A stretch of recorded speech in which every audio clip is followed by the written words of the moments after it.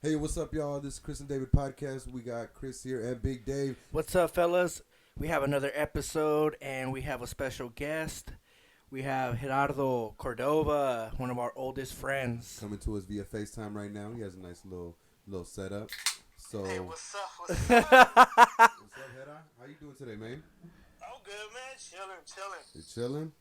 Yeah, It's that's all I good. can do now. That's You know it. what I mean? That's it.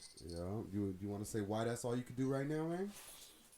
Well, I mean, it's gotten better, but, Mm-hmm. like a little bit of everybody, not a little bit, but not a bunch of people know, but Mm-hmm. I did test positive for the COVID. And how did Um, that go though? Like, how did you feel sick, or was it something that your job made you do? How did that happen? nah, bro, tell the truth, bro, Yeah. I just had a fever. I A had a fever. fever, bro. I Okay. had a cough. Mm-hmm. And then, not even a cough. I had body chills and then body aches. And I was at work, bro, and I work in the, I work in the cold storage, cold Mm-hmm. side. Yeah.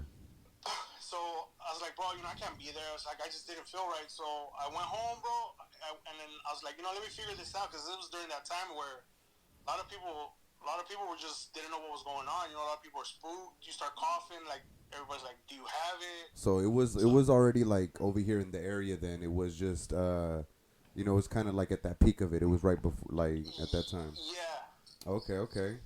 yeah, correct, yeah.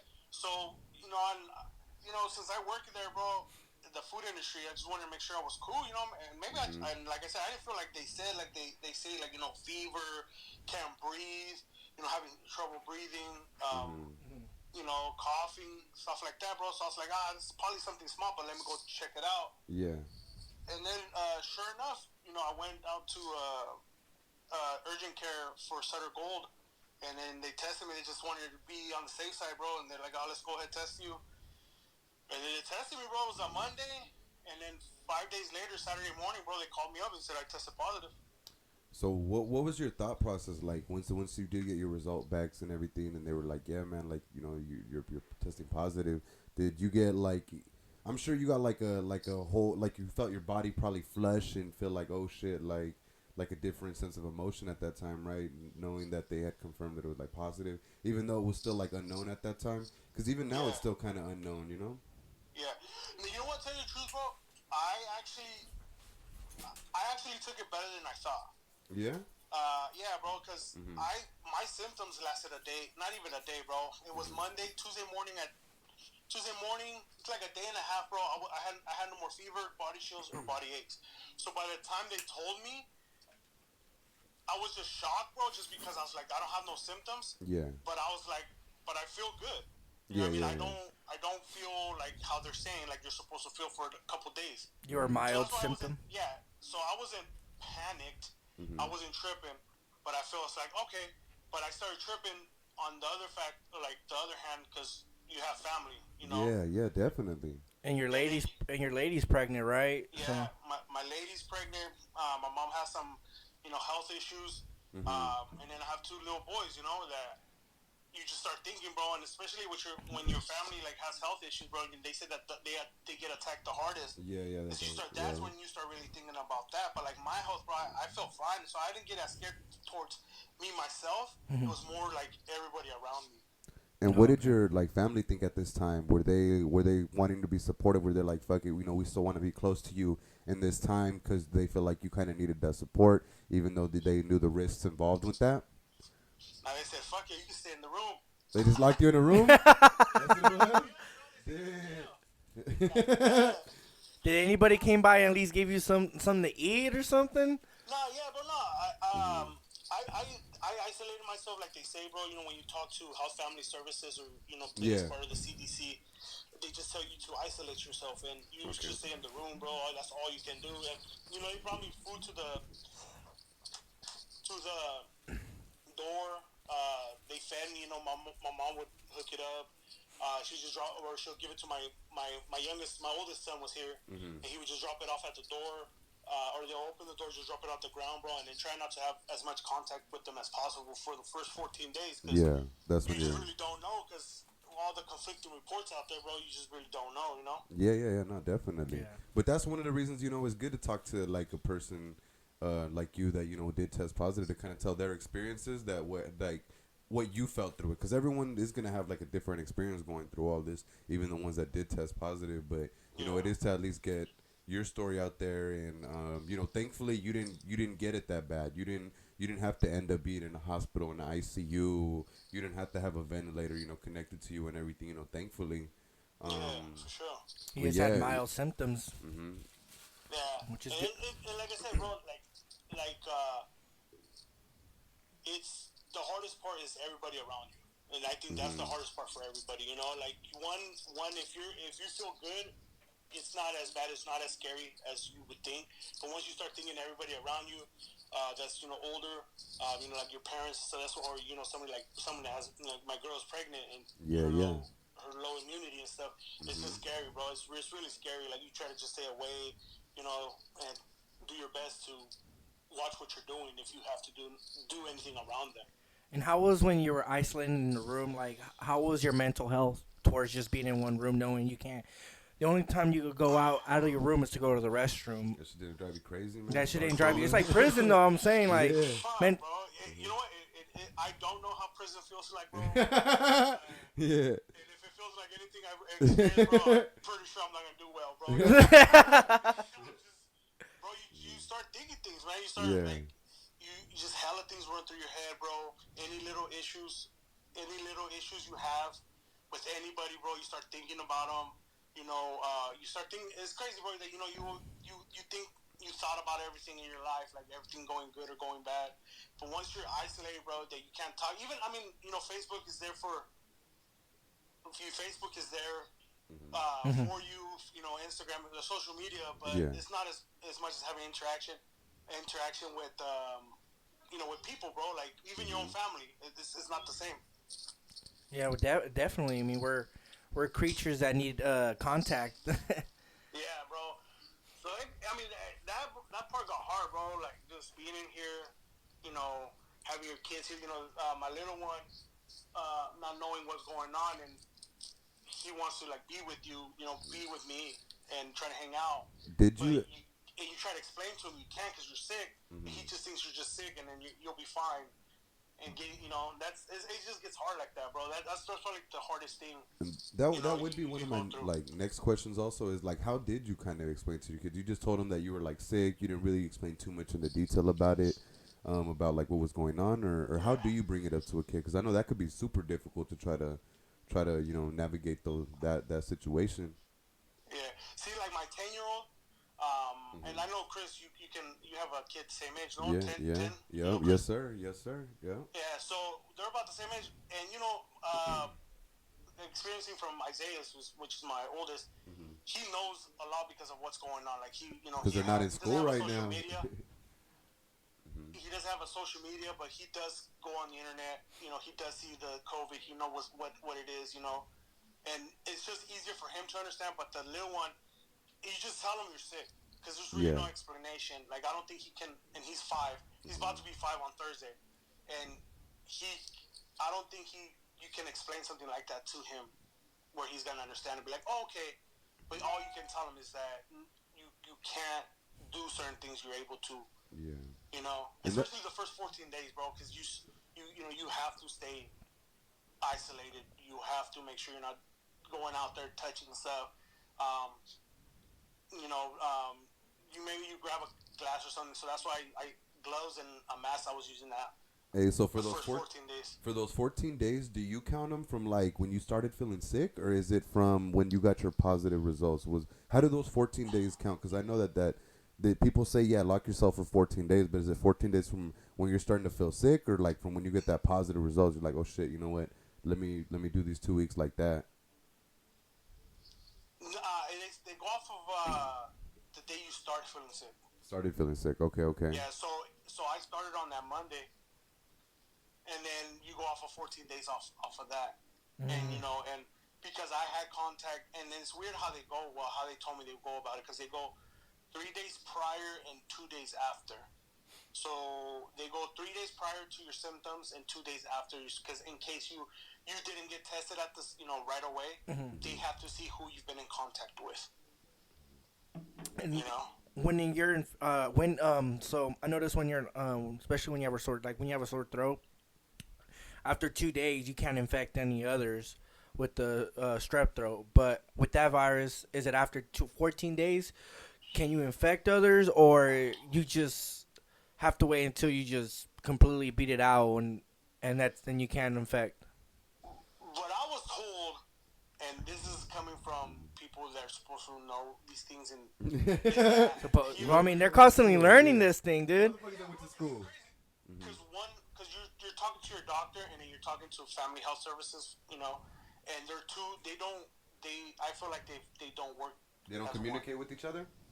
Yeah, bro. Because like I've been tested prior to my first time. I've been tested 4 other times, 3 other times. So it's 4 tests total. That's quite a few, man. That is. Yeah, it is, bro. And so I'm testing. The only reason I was testing is so I can test negative, so I can donate blood for the plasma in the blood, so I can help people in the hospital, so that they can get the antibodies in my system. I have a question. You know what I'm saying? Go ahead. What type of blood are you? Because huh? Yo, go ahead. I was the only reason I say that because I read an article. Depending on your blood type, your antibodies might be more resistant to the coronavirus. I'm just curious. You know what? Joe Rogan? Yeah, I saw that, and there was an article about that too. There was an article about that too, because I heard it from Joe Rogan, but I wanted to read more. The type O positive is more resistant antibodies than the type O negative. Isn't that the one that could just go to anything though? It's the one that's like the universal blood, right? No, that's A. That's A. Yeah, that's A. Okay. I think it's A positive, and A negative can't accept other people's I know blood. my girl would know that shit. Working at a blood bank back in the day, Yeah. she would have known. She probably know. I don't need, because I'm type O positive. But yeah, you just want to donate your blood after when you're done with all this, or are they gonna pay you a little bit of money or something, or what? What's up? You just Nah, bro. Like I do want to. You know what I mean? I'm already this far in. Might as well, try to help people out. If you can. But no, yeah, I'm definitely gonna still donate however long it takes. And also I don't want to, because what they told me was the health family services have cleared me to go back to my regular life, and that's since April, back in April. And we're in May, bro, and I'm still out of work because I'm still testing positive, and I don't want to go back with the positive test and then just be like, oh, it's all good. They cleared me. Yeah. Whether it be 100%, bro. That's a trip, dude. How they could just like clear you and everything, and then you still continue, to test positive, even though you're. Is it because you still because you yourself feel well and you're able to basically do your normal activity of life and everything? Is that why why they would allow you to go? Like, say, yeah, you're good to go back to just living your life, or why would they do that if you are, testing positive still? What they told me, bro, is that family health services is they don't ask nobody to retest, so they just put you out for the 14 days, and as long as you're not showing symptoms, you're good to go. You know what I'm saying? And that's what I told them, is the only symptoms I was feeling was the congestion feeling, you know what I mean? Yeah. And the congestion, bro, other than that, I had no cough, so I don't know why they would clear me on just off of 14 days with no symptoms. Yeah, that's a trip, man. It honestly. is. And they cleared you to go out now and stuff, or?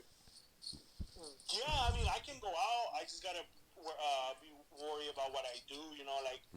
Just have a mask when I go out.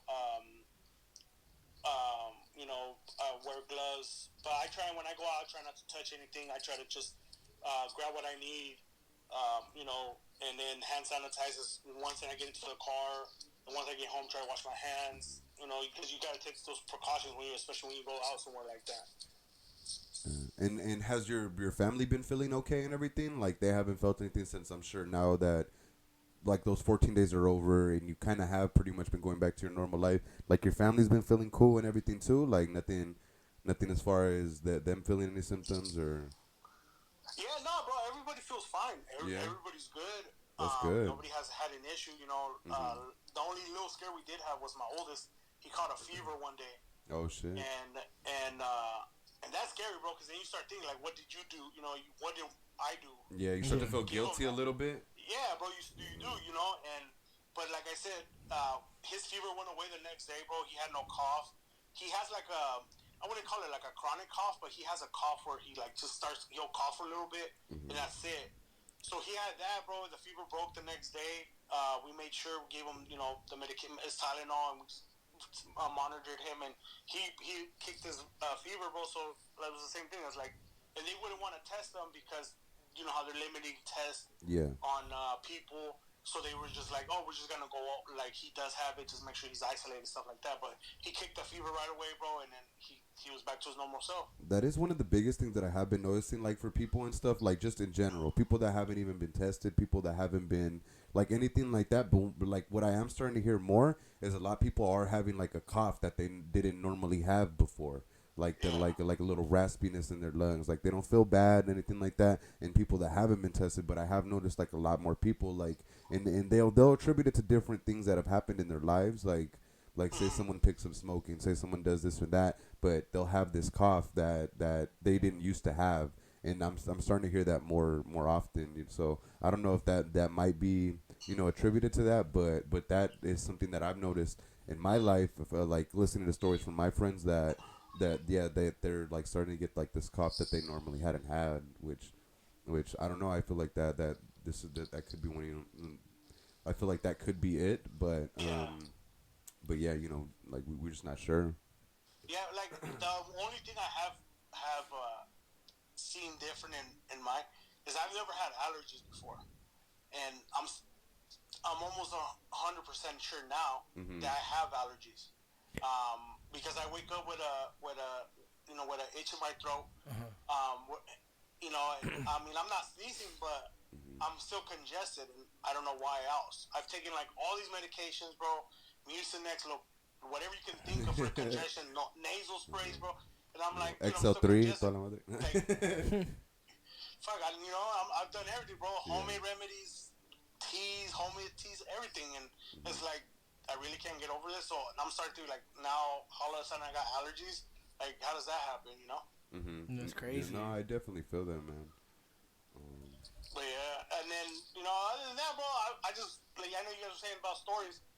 I was reading one that said that maybe smoking weed fights the coronavirus. About to have to start making my own investigation on that, man. See what's up, man.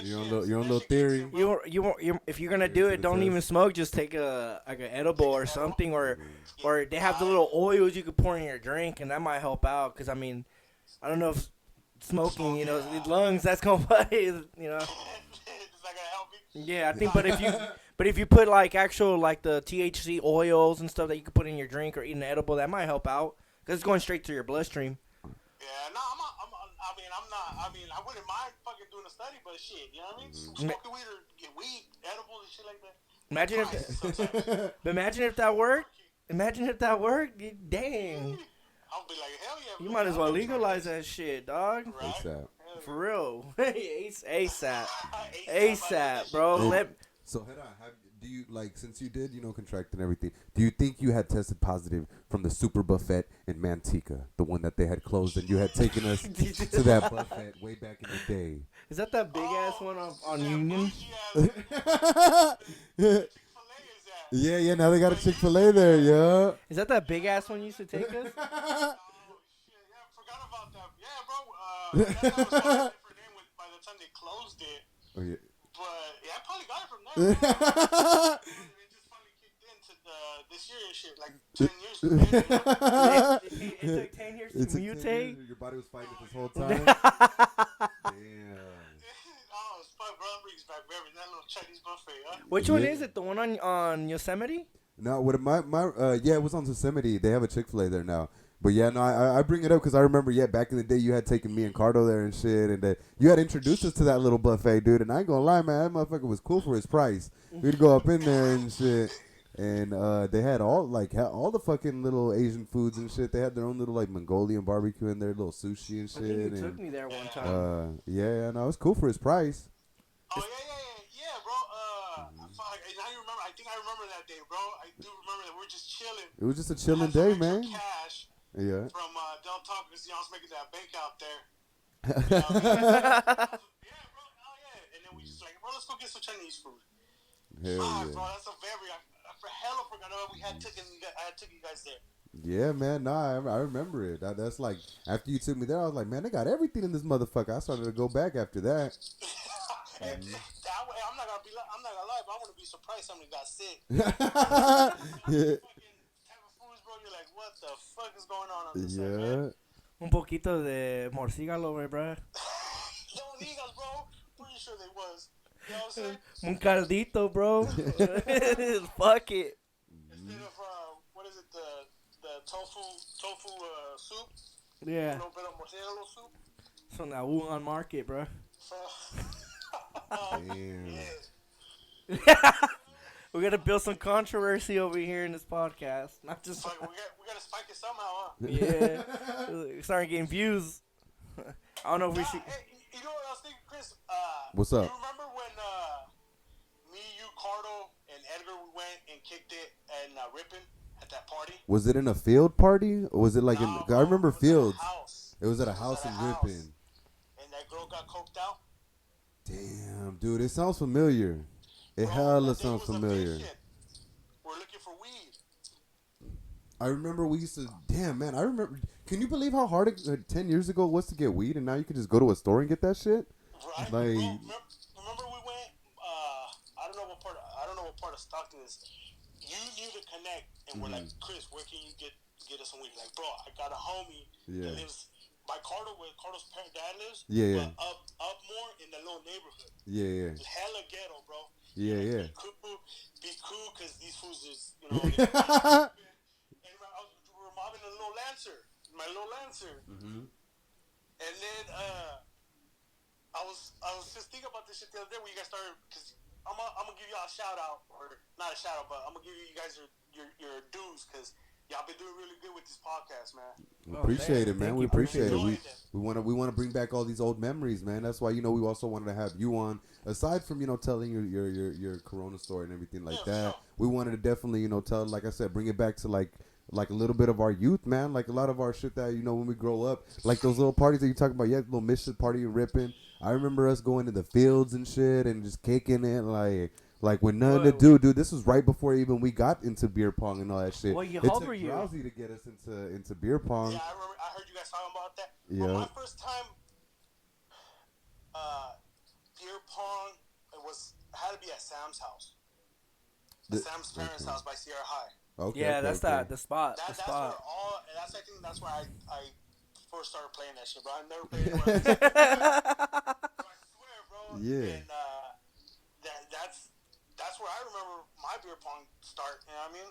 Yeah. As trash as I was, that's where I remember. Hey, bro. we all had that little start, man. Once we started, we ain't stopped. But, Bro, we kept. I'm telling you, we looked a fucking excuse just to fucking play beer pong. Mm-hmm. Bro, I remember the beer pong days, bro.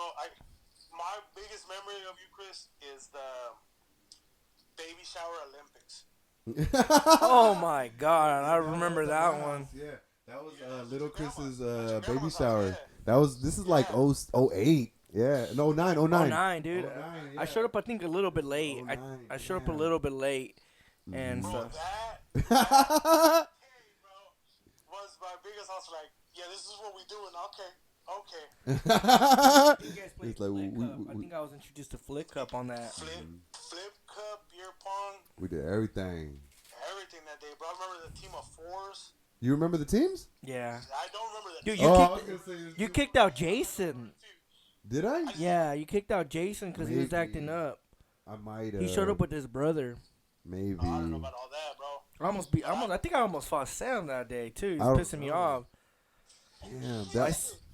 Now that I remember, yeah, he wanted to box me, and I was like, "What's?" And I kind of pushed him, and he started acting up hella hard. I mean, if he wants to box me nowadays, it's bad, But I just, I'll fuck him up, and I'll fuck him up. But I'm just, I'm cocky, bro. I've been doing it for a while, but You gotta do what you gotta do, man. you know what I'm saying. But yeah, I remember he actually was talking shit, so I was like, fucking box me, I think you broke it up, and then I think you pushed me out, and then you pushed Sam out. Damn. But he was drunk though. That's what it was. What else do you remember from that party? Had I like, damn, when you said that, like a whole bunch of just memories like popped in my head from like, yeah, us being all together. Didn't he have Chinese food? Didn't he have Chinese food? Catered Chinese food? Yeah. Your boy right here loves that shit for sure. Was it from that Chinese place, Chris? That buffet? Nah, I don't know where it was from, but I know that shit was fire. Fuck. Fuck, bro, I remember it was like legit fucking Olympic Games, bro. It was like, you had to board up with the teams, who's going where, who beat who, bro. It ended up in the finish. I forgot who ended up winning it, Bro. I don't know. You know what it was? I kind of remember the teams. I know Cardo and Chris were in a team. Of course. Yeah. And I think I want to say. Now I'm not trying to throw shade at Sam, but I want to say he included himself in your guys' team too. And Possibly, we was tight at that time. Yeah, and then I think you guys had another person, and I want to say it's Mac G. I mean, maybe Sam could clarify that those teams, but fuck, bro. I don't even know who. I know I played, but I don't even know whose team I was on. I think I was on your team, dude. We'll do it again. We'll do it again. What's up with your baby shower, man? You're having a kid, right? You're having a kid now, so. No. I said I'm gonna tell my girl, hey, you need to throw me a baby shower. Bro, my baby shower was gonna be beer Olympics. I was gonna buy the actual belts, like actual belts and shit, like 4 belts. But the Corona bullshit, dude. I'm telling you, I paid for like 200 people. How far along is your lady, Gera? Fuck, bro. What she's due in September. Oh, okay. May, June, July. So she's 6 months. About 6 months. About to be 6 months. Damn. That shit goes by so fast. We're almost there, bro. Hopefully by July, bro, they lift some of these restrictions. Do you know what you're gonna have already or not yet? Yeah. Another. We're having a boy. We're having Another one. Damn. Woo. Hey. Another beach soccer team and shit. I know. Might as well have a basketball team. You're not far from 2 more, bro. 2 more, buddy. Right? I got the center. Maybe my guard, my power forward at least. So. Yeah, bro. My kid's about to be the same age as your kid too. Yeah. You live in Modesto too, right?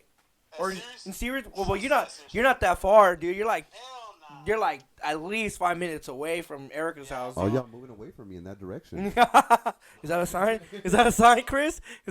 Cardo lives over there in Salida or something. I don't know, Chris. You Y'all might moving over there towards Modesto, Sirius, Salida area. It's cheap, everybody's dude. going that way. Yeah, it's cheap. It's cheap, bro. The only thing it sucks is it's fucking hot as fuck. But my girl got a pool. Fuck, we go to Days. Yeah. Go to Days and fucking go jump ship in there in the Fuck fucking it. pool and shit. No one uses the fucking pool but me.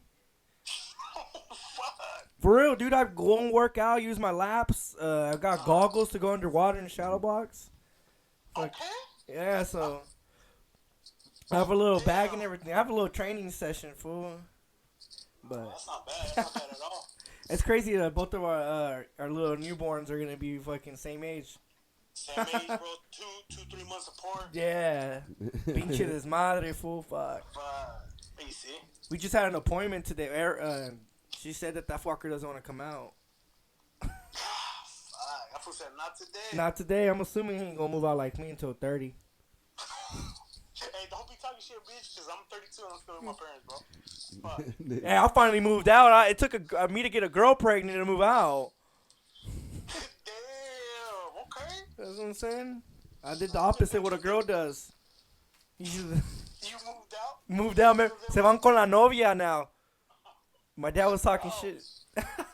He said, nowadays times change. He goes, antes las mujeres se iban con el novio.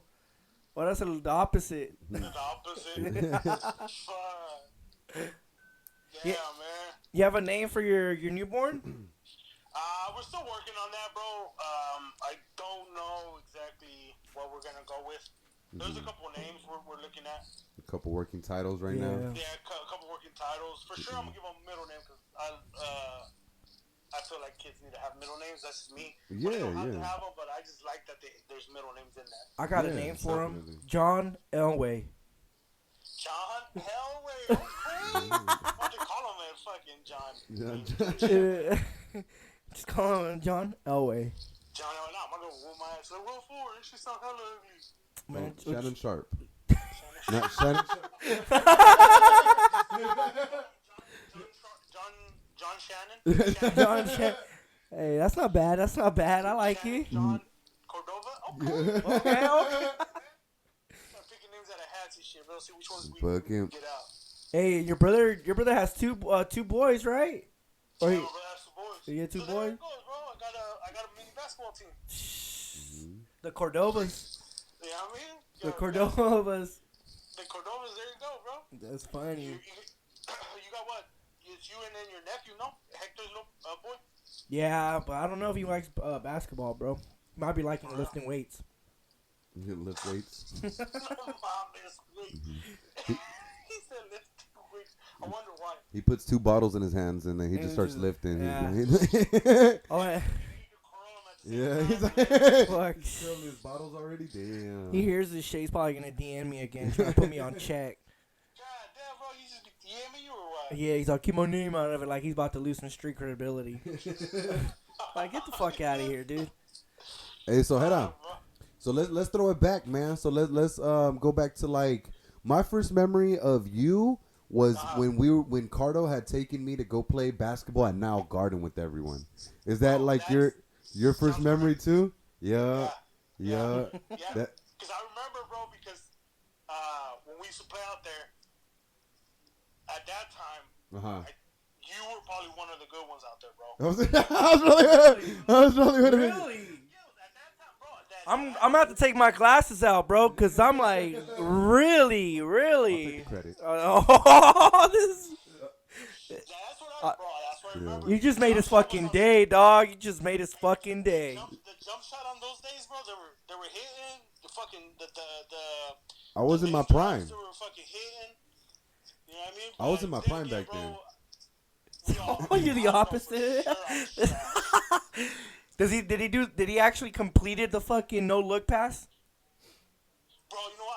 I don't remember if he did it that day, but I have seen a couple no look passes. He would go for a layup instead of the fucking layup. He would just low look, and I'm like, or that wild ass fucking layup he would do, windmill layup. So he's like, I just don't want to get swat. It would go in. I'd be hell like, how the fuck did he make that? Yeah, on man. those double-sided rims and shit, double rimmed. In Creekside or at Nile Garden? That's what, Right there, out there. you know. But those are hella good ass times, man. I loved it, like just going out there and hooping with y'all. And then from there, that's when like once we started to do that more often, then that's when we started like to kick it more and shit. And then that's when we started to. From like I said, from my first memories of us kicking it, like right after those basketball days and everything, it would probably be, like I said, the orchards. Like we would go in the orchards and shit, and we would just like be chilling. It would be like me, you, Edgar, Paquito Paquito Travieso, played? like all them, you know. Paquito would play? Mm-hmm. I've never I expected him to be athletic. Paquito would be playing basketball out there, even though he Really? would just go and shoot the shit. But yeah, he'd Paquito would be out there too. Yeah, Paquito would be out there like. Yeah, so that's Greg, right? Greg. Yeah. Greg. Yeah. Greg is a crazy fucker, dude. Shout out to him. He's Shout in out. Oklahoma. I know, I've seen that. Dang. I remember he fucking he chugged a fucking Four Loco, shotgun a Four Loco, not chugged it, shotgun a Four Loco. I never knew that was even humanly capable, dog. Do you got any Four Local memories, Head on? Or you forgot them all when you drink it and that's it? Nah, bro. Right? Nah, bro. I remember you guys talking on with I think it was with Cardo's podcast where you're talking about you crawling. Bro, Yeah. I got in there after you had passed out. You were there? Like, night after though. The night after? The day after. I think, Yeah. you guys had taken because you guys were just talking about him. And then they're like, yeah, Chris, and then Mag G, because Mag G had done it that same day with you, right? Fuck, might have, man. I don't even remember it, but it sounds like He's gonna have to bring it up on the podcast with Mac G if his memory's all fucked up. That's what I remember, and then that's when I heard like, yeah, fucking Chris started crawling. I was like, what the fuck? What was y'all drinking? I was like, bro, you sure that was it? He goes, yeah, it was for sure. The watermelon one, I think, is the first one started hitting. I was like, fuck. But my memory of Four Loko, and I don't know if you guys remember this, It was at BJ's house. BJ's house. Damn. I think I would have been. Right I might have been right there. off of Yeah. off of Yeah, yeah. Not I yeah, remember yeah. BJ's house. I just remember the techno parties and shit. That's like little bass hunter. Base hunter. The little beer pong on that little. We played beer pong on this little island and shit. Mm-hmm. Bro, that was the only And time BJ's I went to his booty. house. And then the reason I remember is because there used to be a Chevron right there on that exit.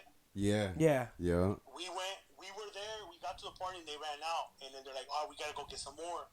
Me, I don't know who else came with me, but I'm gonna go with, because I was always there with Edgar at the time. So we're going with Edgar. Probably one of you two, it's not Cardo. We went and got more, bro. They gave us hella cash, like, go get more. Fuck, I remember buying the blue one, the green one. And I was fucking gone, bro. And that's all I remember is I didn't even know who drove, but I was I have a. fucking done. Did you ever go to my parties over here in Stockton? Bro, you want to hear some? I mean, I'm pretty sure you guys don't remember, but the only one I remember of yours is the one that has been famous on these podcasts. Is the girl that took the shit in the bathroom. Yo, we go fucking find. You are the. Get to the bottom. We're gonna, dude. You are the fifth. I think the fifth person that brought it up, and I think the only one that didn't bring it up, and was Marcos, because I don't even think Marcos was. I don't think Marcos was there. Yeah, bro, because I have a question. Do you know who might have took a shit? I know I said a girl, but I don't know if it was a girl, bro. But Was it you that pointed it out? nah, bro, it was who pointed it out. I think Sam did. Sam did. Sam said, "Hey, yo, someone just took a shit in the closet." Damn. Bro, and then everybody went and checked, and I'm like, "Why are they shitting in the closet?" And they're like, "The bathroom's locked." And everybody said, "Why is the bathroom locked?" Yeah. He's passed out. Miguel, yo, he was passed out. Oh, someone took a picture of that. Damn. Where's that And photo? they're like, I gave it to him, dude. Everybody's like, "Who's gonna wake him up? How are we gonna wake him up?" Fool was done, bro. He didn't want to. He couldn't get up. All I know is I think somebody opened the shower and put his ass in the shower. What? That's what I remember, unless they wanted to and they didn't have to. I want to know, because I think he was with Nicole at the time. I want to know who wiped his butt. Who wiped his butt? He did get his ass wiped, bro, because I don't think Nicole was. She didn't want to take care of him. I don't think she would have, bro. I don't think anybody would have. I think we're gonna have a podcast, just I think between me and Chris, and trying to figure out these suspects of who fucking took a shit. We all know, we think we have a gender, and it's a female. My mom thinks it's a fucking female. There's one evidence, and I don't want to mention her name, but Yeah. Sam pointed out that some chick had a toilet paper in her purse, and it was sticking out of her purse. There you go. Well, that's a big ass clue right there. It's That's a big ass clue. I don't know. Should I mention the name, Chris? If you want, fuck it. I don't know. I don't care. Nah, I mean, y'all want to keep it? Let's just keep it tight. I don't care. Yeah, I let's keep it like because I want to know. I probably hopefully get into like with the more people we interview, the more perspectives we get from that. Do you recall anything that night? Because I fucking got drunk, so I don't remember anything. And I feel like I left early that night too. You always left early. left All before my the shit parties, this fucker would leave early. I would. Fucking. Nah, bro, the biggest recall, the two biggest recalls, or three because the shit one, but would be four, bro, because it's the shit Mac G passed out, and then it would be the jackass shot that you took. Yeah, the Steve-O shot. So I don't think I've ever described that right now on any podcast. So all I remember is that one of my brother's friends brings this one chick. I thought she was pretty attractive. I don't know. She had a bull ring. She had a sundress. Yeah, she did. And she had short hair, and it was like a bun, and then she had like the short. Her name was lesbian girl. It might have been. I think it was. Her name So was she was lesbian like girl. a hard ass, and I was like fucking keyed, and I was like, "Who the fuck are you?" And she goes, "What? Are you scared?" And she like pushes me, and then she fucking headbutts my fucking forehead. Straight Ronda Rousey. Yeah, exactly. And I was like, "Hold up." Because she was challenging me at drinking. And I'm like, no. I was like, hold up. You don't even challenge me in my own house. So she was like, what's up? Unless you're a bitch. Yeah. We're going to do this, the Steve-O shot. It's not called the jackass shot. It's called the Steve-O shot. Steve-O shot. And I was like, what is that? And I was like, so we got to snort a line. No, take a shot, snort a line of salt, drink a beer, and then squirt lemon in her eye. And I was like, I'm not going to squirt lemon in my eye. And she looked at me and headbutted me and was like, what? Are you a little bitch? I think you were. I think you were one of the dudes that were right next to me.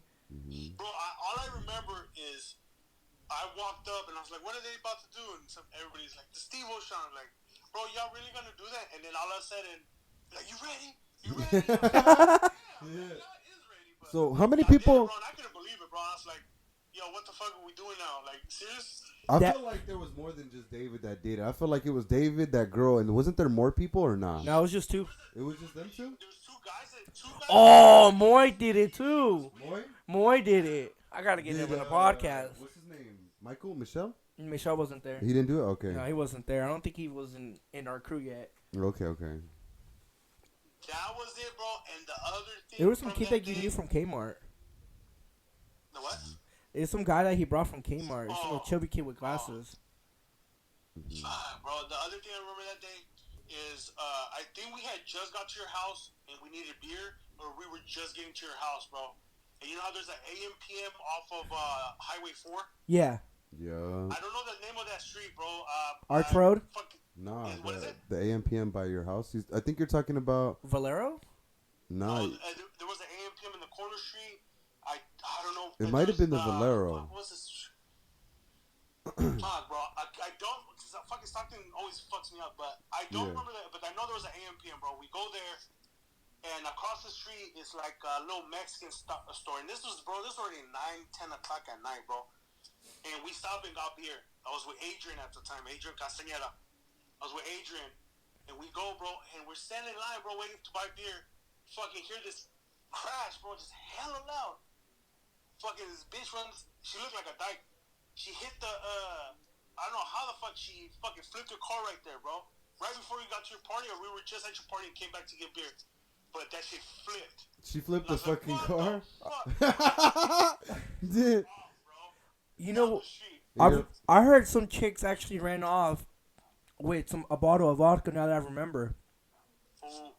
They didn't want to Wasn't get it they didn't want to get the DUI. they were Ely's co-workers, I think. Really? Some No, shit. no. There were Ely's bottles, or Nicole and Ely brought those bottles. Yeah, and then I don't know And who. those other girls were their friends or something, or I don't know who those.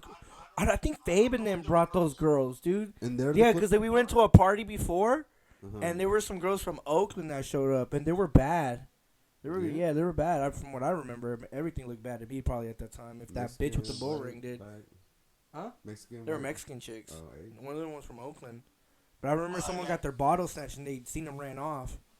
Yeah, bro, because I remember, like, I think they were- they just took her bottle, and I'm like, what the fuck They is were- going on? They were Jennifer's You're friends. like, this is Stockton. They were- You're like, oh, no. there's a crash. Motherfuckers are doing so in their eye, shit in the closet. You're like, what the fuck? What the fuck did I get myself into? Damn. They were Jennifer's homegirls. Now I remember. Co-workers. Now that I remember. Damn, David. That's a Stockton party for you, right? That was, but Shit in the closet, a car crash, and Fucking, that's one hell of a night, huh? it was only missing gunshots in a fight. fucking, fuck, man. That was a good night, though, bro. It was a cool fucking kickback out there. That shit was not a kickback, dude. That shit was a big ass party from what. That was cool. I'm not gonna lie, it was cool. Dude, I remember we cooked like hell. We spent like $100 worth of carne asada. You were cooking it, I think, some of it. Chris cooked some of it, and you cooked some of it later of the night. I might have cooked the rest of them at night, bro. But I don't remember. All I remember is those things, bro. Those were the biggest things of that day. That night, bro. You know what I mean? Speaking of barbecues and shit, I remember like going to your mom's house a lot back in the day. Over there when me and Carter would ride the bus to Manteca, and Sam would be at work and shit. They would go to your house over there, They showed and out then of nowhere, and I was like, what the fuck? we would just pop out of nowhere. I was like, what the fuck? Yeah, I remember those days. Yeah, man. And then I remember we'd be over there at your mom's, and then there would be days that you'd be having a carne asada out there and shit, and Yeah. man. No, I remember that. We would just go to your house and just chill and shit, just right after high school, kick it, kill a couple hours, just go and pop in and surprise you, man. Yeah, bro. The right there off by that, man. Manteca High. Right by Remember that? Manteca, yeah. It was in one of those days you guys randomly came to Manteca. I was like, y'all want to go to that buffet? That's when That's they what did. it That's was. when Chris discovered the buffet. Yeah. You- Bro, fuck, bro, it was a good time. No, what I was gonna tell you is that day that we're talking about, where it was me, you, Cardo, and Edgar. Mm-hmm. It's I don't know if I ever brought it up to you, but that day, bro, we went from Stockton to Modesto. Do you remember we bought a 30 pack of Budweiser, bro? Because that's what everyone was drinking at the time. Everybody knows. Yeah, We were yeah. just driving around, bro, and Con we nada hit que up the hacer? bowling. Huh? Con nada que hacer? Just walking. You were just driving around bullshitting?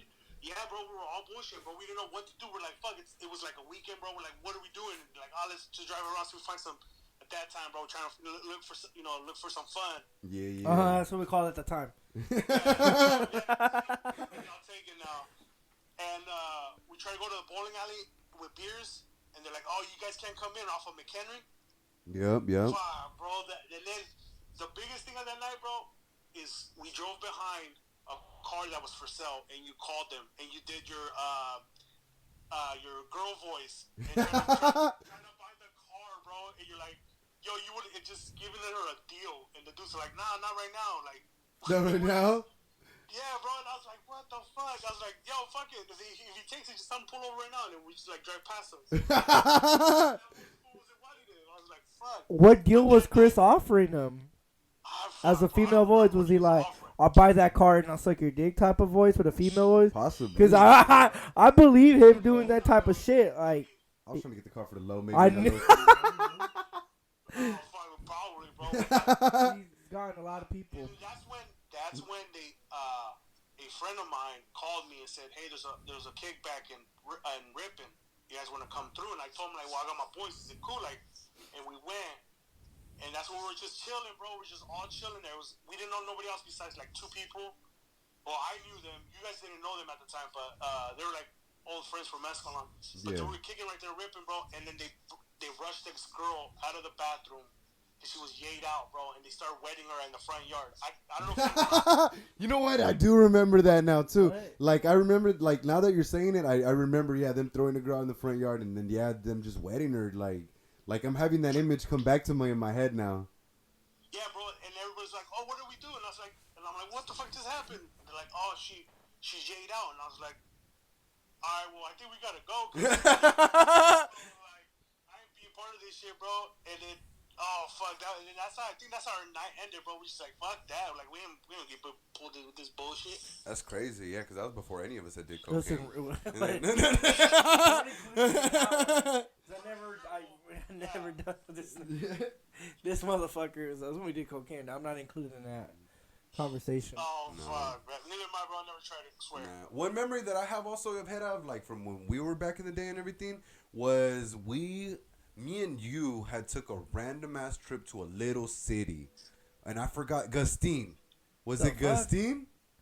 It might have been Gustine, Hey, bro. Gustine, yeah. To 'cause do you were, what? like, To on meet- some mission away. You were like, it's a little ways away. Were you guys trying to meet some females or what? Nah, it was just we didn't have shit to do. And then I think there was like a party, like a little family party, one of your family parties or something like that. And then I remember like going to this random ass little city called Gustine that I never heard of before like you taking me there and shit. You never knew it existed? Nah, I never had like heard of this little ass city, dude. And yeah, I remember. In the middle of nowhere. It's in the middle of nowhere. Bro, I think I know what you're talking about. Fuck, Gustine, man. That brings back my memories, bro. You know, for going to school there and living there for not even that long. How You long lived did in you live out Gustine, there? really? Yeah, bro. I in my later years as I moved, but this is all right before we started hanging out, bro. Because I moved. Because David, we've known. We've known each other since we were kids. Yeah, bro. Kids. Just when you would go to the rancho out Yeah. there with Cardo. And you're And then getting. after that, bro, Cardo left with Paquito, and then I left my sophomore year, bro. That's when I went to Gustine. Oh, during the high school years then. Yeah, so it was so I graduated 06, so I was 04. You went to high school out there and everything too? Yeah, bro, I went out there. That must have been a little ass high school. Bro, it's fucking hell. It's on the end of my sophomore year and the beginning of my junior year, bro. You was up over there? I was up over there because it brought it back because you guys were talking about credits with Adrian, with David's brother, Yeah. about how like it does, some credits don't transfer. So when I Yeah. came back to Manteca, because I was in your boy was in yearbook. You know what I mean? I'm out here making yearbooks, bro. It's And good. That's a It's nice good. extracurricular activity. You feel me? I was in Okay, dance. okay. I was Oh, in dance, oh so- man. so Oh, yearbook, fuck, man. I I never remember. hate on yearbook. I remember bro, so dance. when I get to when I moved from Gastina, Manteca High, that was my end of my junior year, and then my senior year. They didn't want to throw me into fucking yearbook at Manteca High because They had their squad set up and shit. Yeah, bro. They said it was full. Mm-hmm. I'm like, yo, nah, it's my They skin hating. color. I know that for a fact. Bro. Hating. Ain't no fucking Mexican dude out there taking pictures right about yearbooks out there. You know what I'm saying? Yeah. So I was like, you know what? It is what it is. And I had to take extra credits, bro, because if not, I wouldn't have graduated at Manteca High. So what made you interested in yearbook though? Like you just were like, fuck it, I want to take people's pictures, or what caught like your attention to want to go to that extracurricular activity? Bro, tell you the truth, bro. Was it the Yeah. females? I just needed an elective, and I was like, dude, yearbook sounds cool. I'm pretty sure I just got to do is take pictures and write about shit, bro. That's easy, and that's probably why I did it, bro. Plus, it's a small town at Gastine. Yeah, no, I Gastine is feel a small it. town, bro. So there's not a lot to do.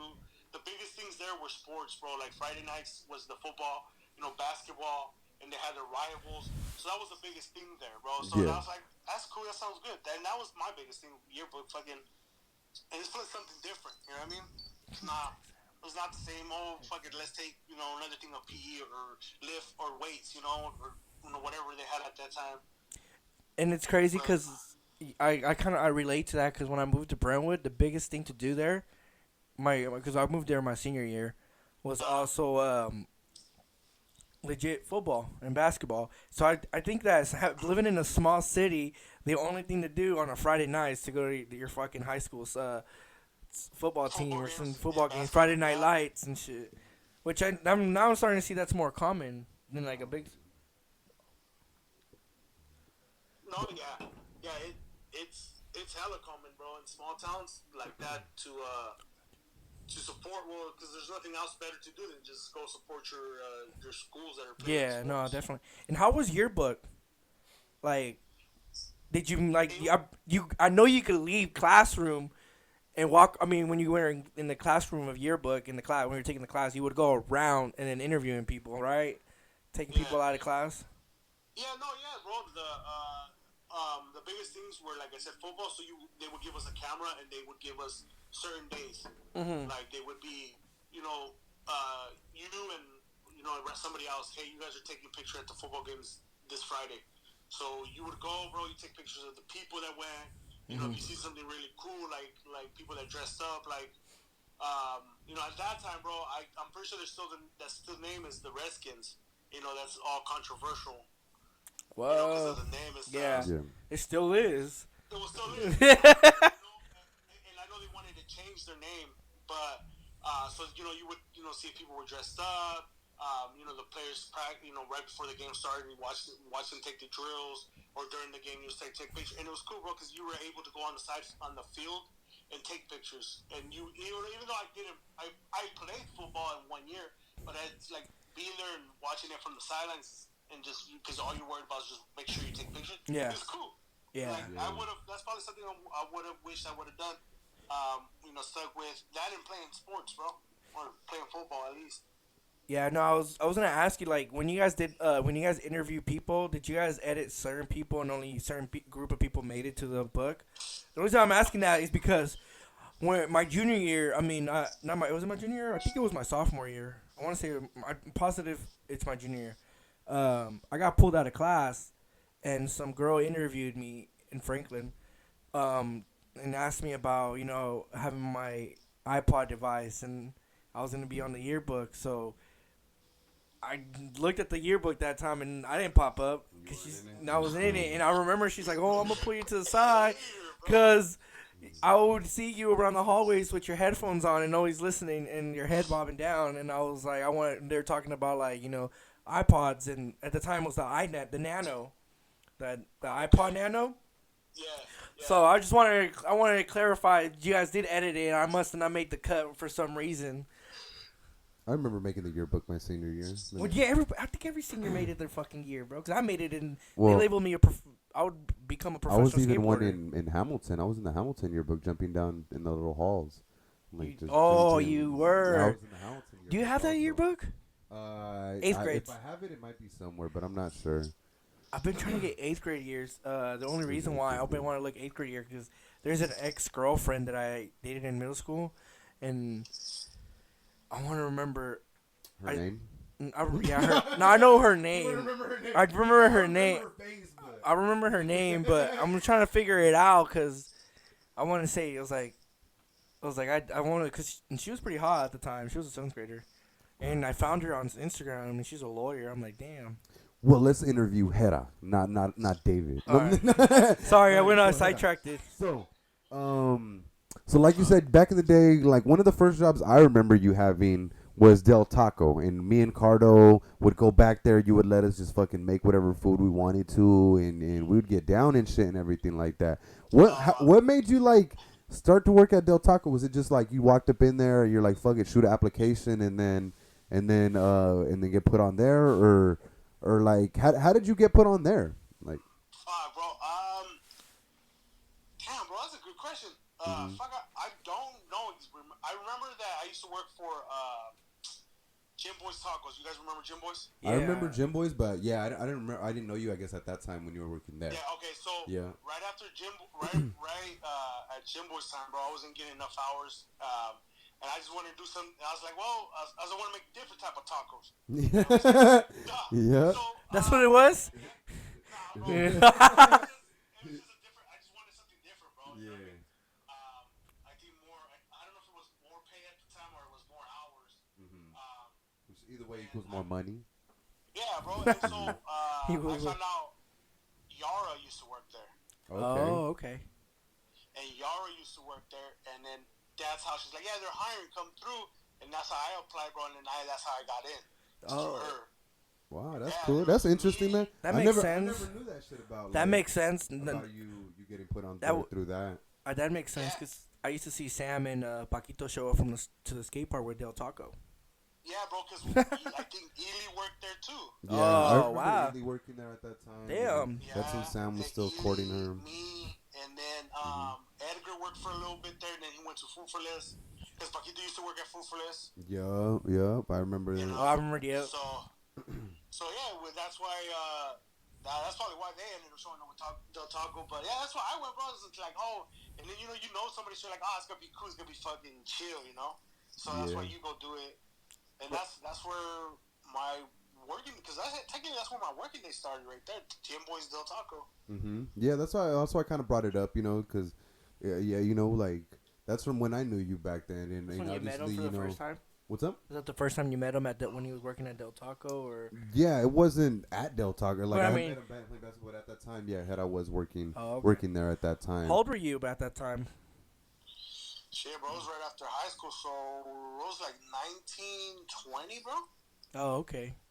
Damn. You graduated with Paquito too, right? Or not? Are you guys different years? Same year. Same years, okay. Same year. Oh, okay. Because you're 88, right? Yeah. Yeah, because Paquito's 87, I want to say, but he stayed a grade. I think he flunked he's 5th grade, I think.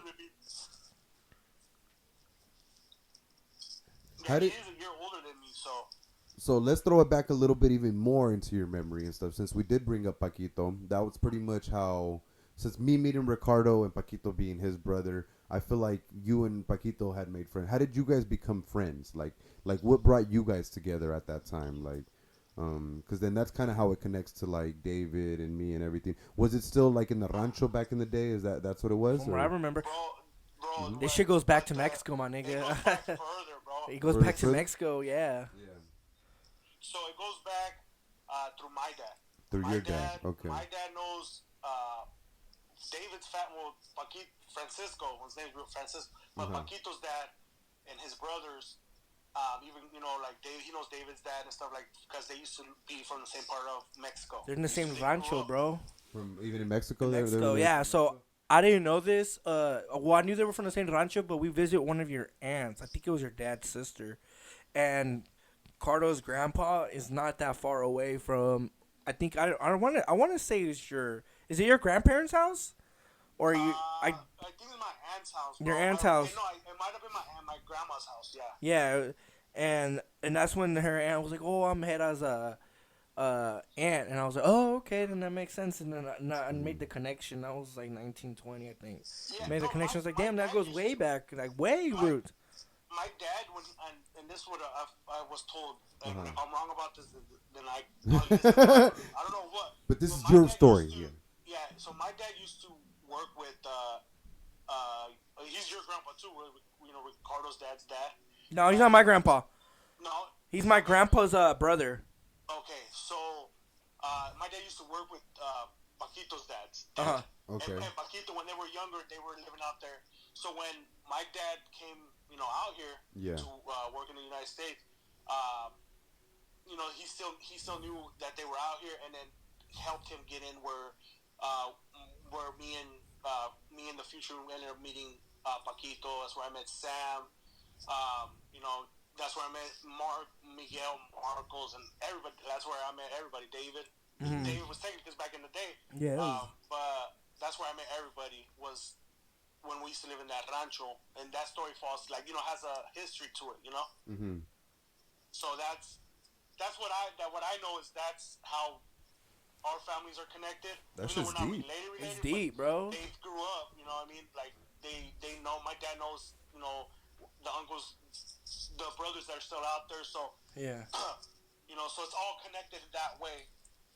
It goes. It's deep. That's crazy. I didn't realize that it was like that deep, like that it goes back that far, even to your guys' parents and everything. Yeah. My assumption was that it was just at the rancho, like you No. guys just got close there, living, in a little community that's kind of far away from everyone else, and you naturally become close. It starts from a community out in Mexico called Cortijo. Yeah, Cortijo, yeah. Have- And then and he it's- comes out here, bro. And then we met it. That's how I met everybody. When is the last time you've been there? The what? The Cortijo. When is the last time you ever been? Have you? Fuck, bro. I'm 32, bro, and last time I've been out there, bro, was 4. So you think about that, bro. 28 years. Dang. That's a long time, man. It's Do you changed. plan on never going back, or do you not have family over there no more, or? No, I have families. Just right now, I would love to go back, bro. But times out there, I heard it's getting harder. Yeah. With all this, besides the COVID stuff, but with narcos and shit like that, bro. It's getting So bad. you just gotta make it a safe trip for everybody. Yeah. Especially living in a older. I want to say, I don't know if it's an older town or what, but like where not a lot of people come, especially from this side of the states. Yeah. You probably have more of a higher chance of something happening. Well, you just never know, bro. From the last time I heard, because the Cortijo is just a little ranch, but Zacualpan, which is the little town with 20 minutes after. Out, yeah. Because, everybody goes to Zacualpan to get their groceries and stuff from El Cortijo. They'll go up to the next town and party over there. I heard it's run down by cartels and shit. And, like, the mayor was involved. And then the mayor before got killed. And this is what my dad was telling me and stuff. And this was probably, like, 3 or 4 years ago. I don't know if things changed, but it has dirt. The dirt. Well, 10 years ago when I went to El Cortijo, 1 year I went and it was all dirt roads. Then I go the next year with my brother and pavement roads and stuff like that. I heard about that. Yeah. I heard And now about it's- that because my dad does talk to his sisters and stuff. Yeah. They said that a lot of has changed, but it's almost, it's almost just not getting for the better. It's almost, getting worse. Yeah, Just well- because of the whole cartels and stuff. They're the ones that I think are the ones that probably fixing those roads, putting money invested. Yeah. It has to be because for years it's never been like that What do you until. feel about that, Hera? Like say, like a narcotraficante and stuff like that, investing in like a city, like they're adding to the infrastructure and everything like that, but it's kind of to take control of it. How do you feel like about those type of situations? Bro, it's one of the harder situations you can put like a real answer to, Yeah. because they do a lot of good. Yeah, but yeah. They're doing a lot worse because I wouldn't say a lot worse. It might be even, bro, but How can you turn down that help? Like, say you don't want them to be like, no, because then it kind of, it entails that you owe them something later on down the line. Exactly. Mm-hmm. So if you say no, they're gonna make it harder for you to work. Even if you own a store, if you're just trying to work, if you're not trying to be part of it, they make it. I feel that's how it goes. It's, Yeah. if you don't run with whoever's on that part, it's harder for you to live. They And just not live as in like you gotta watch your back. It's just like live as in like where are you gonna go to get resources? You know Yeah. what I mean? Like Yeah. where you gotta now watch what you're doing because you're not part of them, and they're helping everybody else around you. So are they gonna let them help you? they're like You know what I mean? initiating Yeah. fear and Yeah. stuff and Yeah, you're in manipulate. fear all the time. Yeah, you're in fear, bro. Now you do get the help, and it helps you, but now you owe them, And it Yeah. comes and with a it could be price. in a monthly debt, bro. It could be it could be that at out of nowhere they need something, and then you have no other choice but to do it. Yeah. Yeah, It's hard, bro. That's a hard question in my point of view. To It's at hard to least sum answer. up and with a good answer. No, it it's understood. Yeah, I think it's just something that you probably have to ask the people that actually lives there. And I mean, cause I mean, the last time I went, it was changing. It wasn't what I remember when I was a child. Um, there was different people. It used to be all family. Now there's just like this person's not related to you. They know yeah. who There's you are just when you get there. Do you guys feel that because narcotraficantes is something that has been embedded in Mexican culture for a while now, but yeah. do you feel like it's now just become more violent, more like they don't really care about your feelings? Like I kind of feel like back in the 80s and 90s that the narcotraficantes kind of had like a connection to you. They kind of were more understanding, like as opposed to now where it's like they will just kill you. They don't give a fuck. Like it's more. I feel like it's more cold-hearted, as opposed to when like it was starting to build its base. Trying to actually help people and like only make a business because it was illegal at that point. I think it's always been like that, Chris. You don't think it's gotten worse? You don't think it's gotten I think it's always been bad as worse. It's just nowadays it's a different generation, and a lot of it is we do glorify certain these people. Like they do bring good, but at the same time, they're the innocent people are paying the price, and not just the poor. It's not just the innocent people; it's the poor people that live in poverty and stuff. They have Yeah. no choice but to obey by their laws and their rules, and they're stuck in the middle because they can't get help from the government. They can't, and then so. Do you feel like it's worse now, Hedda, or do you feel like it's kind of the same still? You know what, bro? I don't know if it's worse or if we're just getting more sensitized to seeing what they're doing. Uh huh. You know what I mean? We don't know.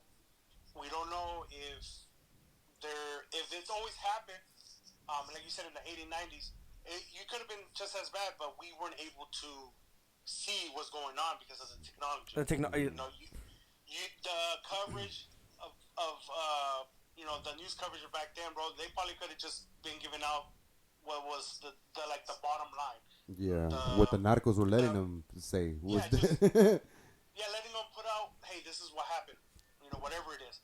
But now, bro, with all this like social media, Mm-hmm. it's probably the same, and it's just we're just getting more we're open to it more because we're able to get from it from social media online, bro. I'm pretty sure there's websites where you can find people getting dismantled or whatever, and it's like it's just more, and you got a lot of more people that are reporting on it that they're not part of the news. They just want to show you what's going on out there, Yeah. where Yeah. you're able to see a lot more of what's happening. And I think our generation is glorifying it. And we tend to see it as damn, they're the heroes. Yeah, I can see that. And I can and see and, that too. and a lot of well, you can see within our group of our friends, most of us do listen to narcos corridos, You know? and and we don't. I just say we listen to it, but I don't think we don't even know what the people that are really suffering are the people that live in Mexico, and like I said, the people live in poverty, and we're just glorifying making these guys uh, urban legends, Famous. famous and legends. Do you guys think that there's a such thing as a bad drug dealer? Because I do feel like a lot of people, when they initially get into the drug dealing business, it's because they only want to make enough money to be able to help and provide their family and communities. And as someone starts to impede on the money that you're starting to make and everything, that's what kind of shifts them towards more violent actions. Do you guys feel like there like my initial question is, do you feel like there is bad drug dealers out there, or because I feel like we all kind of start if they're starting off with good intentions to begin with. Yeah, I would. Fuck, bro. I would. I mean, there is bad drug dealers, and there is. I mean, I don't even think there's such a thing you can say like there's such thing of a good drug dealer. Yeah. But everybody has to make money how they can. Yeah. You know. Yeah. And some people are better to do it one way than they can do it another. A lot of people would rather work than rather sell. Or sell any type of deal. Any type of dealer. But I mean, it just depends on the person.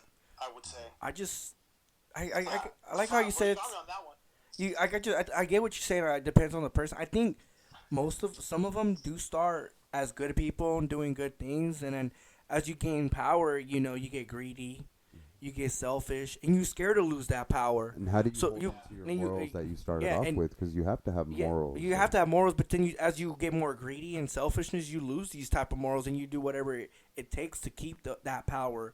Because I mean, it's things that's been happening for years. Like I mean, you go So- back to the Bible where people go back and So they do you guys think a dime bag drug dealer is the same to a kilo dealer? Just because, is he more innocent than the kilo dealer? Like, is someone that's selling dime bags just because they're only trying to provide for themselves, like more of an innocent person than someone who's doing kilos and is having to do more dirt at that point? Is there any difference between those two, or do you feel like they're kind of having with the same intentions?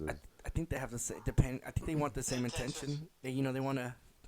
They the person that's pushing the dime bag he's like, I'm trying to get as much money as I can, and the guy that's selling the kilos trying to get as much money. He's trying to be the top dog. They're both trying to be the top dog, and that's what leads to So what poly separates violence. them? Is it just the ambition and who you're willing to fuck over at that point? Is that what it is? I think so, bro. I think once you get into the heavier dealing, like you said, you go from a dime bag to kilos. You're just trying to put shit out there. Yeah. You don't care where it goes. You don't care who's taking it.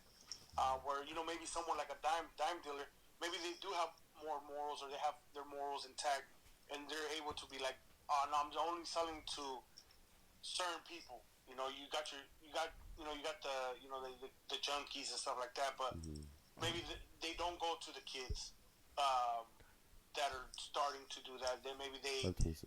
go to more who's already they know that this is where it's gonna go to. Yeah. Feeding their poison, or feeding them what they need. And I'm actually interested. I know it's an interview about head of you, but I want to ask that. What is your opinion on that exact same question? Among like both questions actually, Chris, because you're not a big fan of. I noticed that you're not a fan of like Mexican music, and I know you're not a fan of Narcos, fat music. Yeah, I don't care about nautical music and stuff like Yeah. that. My more so it's so my more so is the definition of when we're talking about drugs. So if we're the definition of drugs, I don't feel like marijuana is a drug. If it was to be legalized, a lot of criminal activity would be lifted, and it wouldn't be there wouldn't be as many people punished. So overall, the numbers would, for people that get as drug dealers and everything, would automatically go down. Once you start going into the heavier drugs, cocaine, heroin, stuff like that I feel like can have long lasting effects, then you aren't thinking about the morals of it. You're not thinking about because if you do that drug or sell that drug, it has long term effects. And if you're really compassionate about others, then at that point you're definitely showing that money has more value than the person that you're selling it to. And but that doesn't go the same with weed. With weed, it does have its beneficial factors and everything, and you could be trying to help people. If it wasn't to be legal, the only reason that people get killed over weed or anything like that is because of like money and because it's legal and stuff like that. But if once you legalize it, then it becomes more of a natural business that you're dealing with, with people, because you are trying to provide benefits to them. And that's pretty much like the difference of it. So when you ask what my definition of a drug dealer is, or if a drug dealer has morals, it truly depends on what we're defining as a Yeah. drug. And I definitely agree with you on Makes that, sense.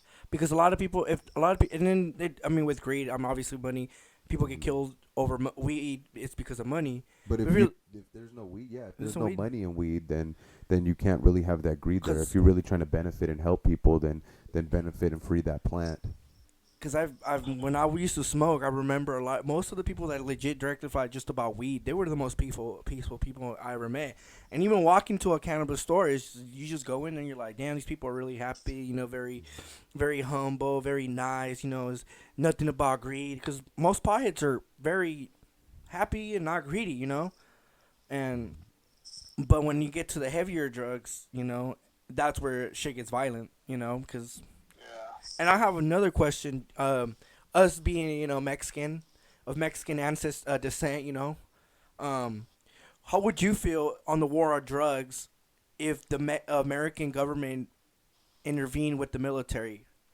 You think that would be a great way to deal with the war on drugs and help out Mexico thrive as a country? Because Mexico would thrive because of the resources it has, from the lithium mines through the petroleum. Yeah, bro. That's I don't that. I've never been someone to be very political Uh about huh. stuff It like doesn't have this to be because political. I not mean, political, but it's just like it's hard, bro. Because you have one state that's going not invading, but is being part of something that is yes, it is their problem because unfortunately, it does those drugs that are being created over there are coming to the United States, but it's just the country of Mexico would have to be the one to deal with it. I don't know if it on its own, bro, but it would just be. I believe it would just be like up to Mexico to. The only way I feel that Mexico would be able, if the United States military was to intervene and kind of pretty much cut off a piece of their economy, of Mexico's economy, by not allowing them to have any more drug trade, the only way that Mexico would be able to survive is if they have something else that's able to replace that same money that they were making from drugs. And what that would have to be would be manufacturing. They would have to steal jobs from China, like we would have to compete with China at that point and have things that, like the iPhones and all that little bullshit that's being made, in India and over there. We would have to Yeah. start making like more factories in Mexico to be able to produce shit, to have other countries rely on us. That's pretty much what it is. You have to like yeah, replace what other countries are relying on yeah. with something else. So And since they're relying on drugs, you have to make them rely on something else, and and it would be that's and you make a good point, Chris, on that point, on that fact. But I always talk to this with my dad, and he says that Mexico has lost their ways due to the corruption with their leaders, their politicians, and stuff. And they also have a blame of why Mexico hasn't thrived as a country. And you don't go back and tell your dad, and it's like, well, look back when it started. It started Yeah. around your time. Your Yeah, their generations are the generation. ones that was poisoned. Had Yeah. you guys not allowed But yourself to be poisoned at that But time, I think it went back then even big it deeper would from. trickle down to the I rest of everyone. I watched 'Cause this to one. say that people wouldn't be bribery is something that's been happening forever and ever and ever. Yeah. It takes someone to be able to accept that bribe, to begin that corruption, for it to begin. So when your dad talks about those type of things, he has to acknowledge his generation is the one ones that that fucked it started. up.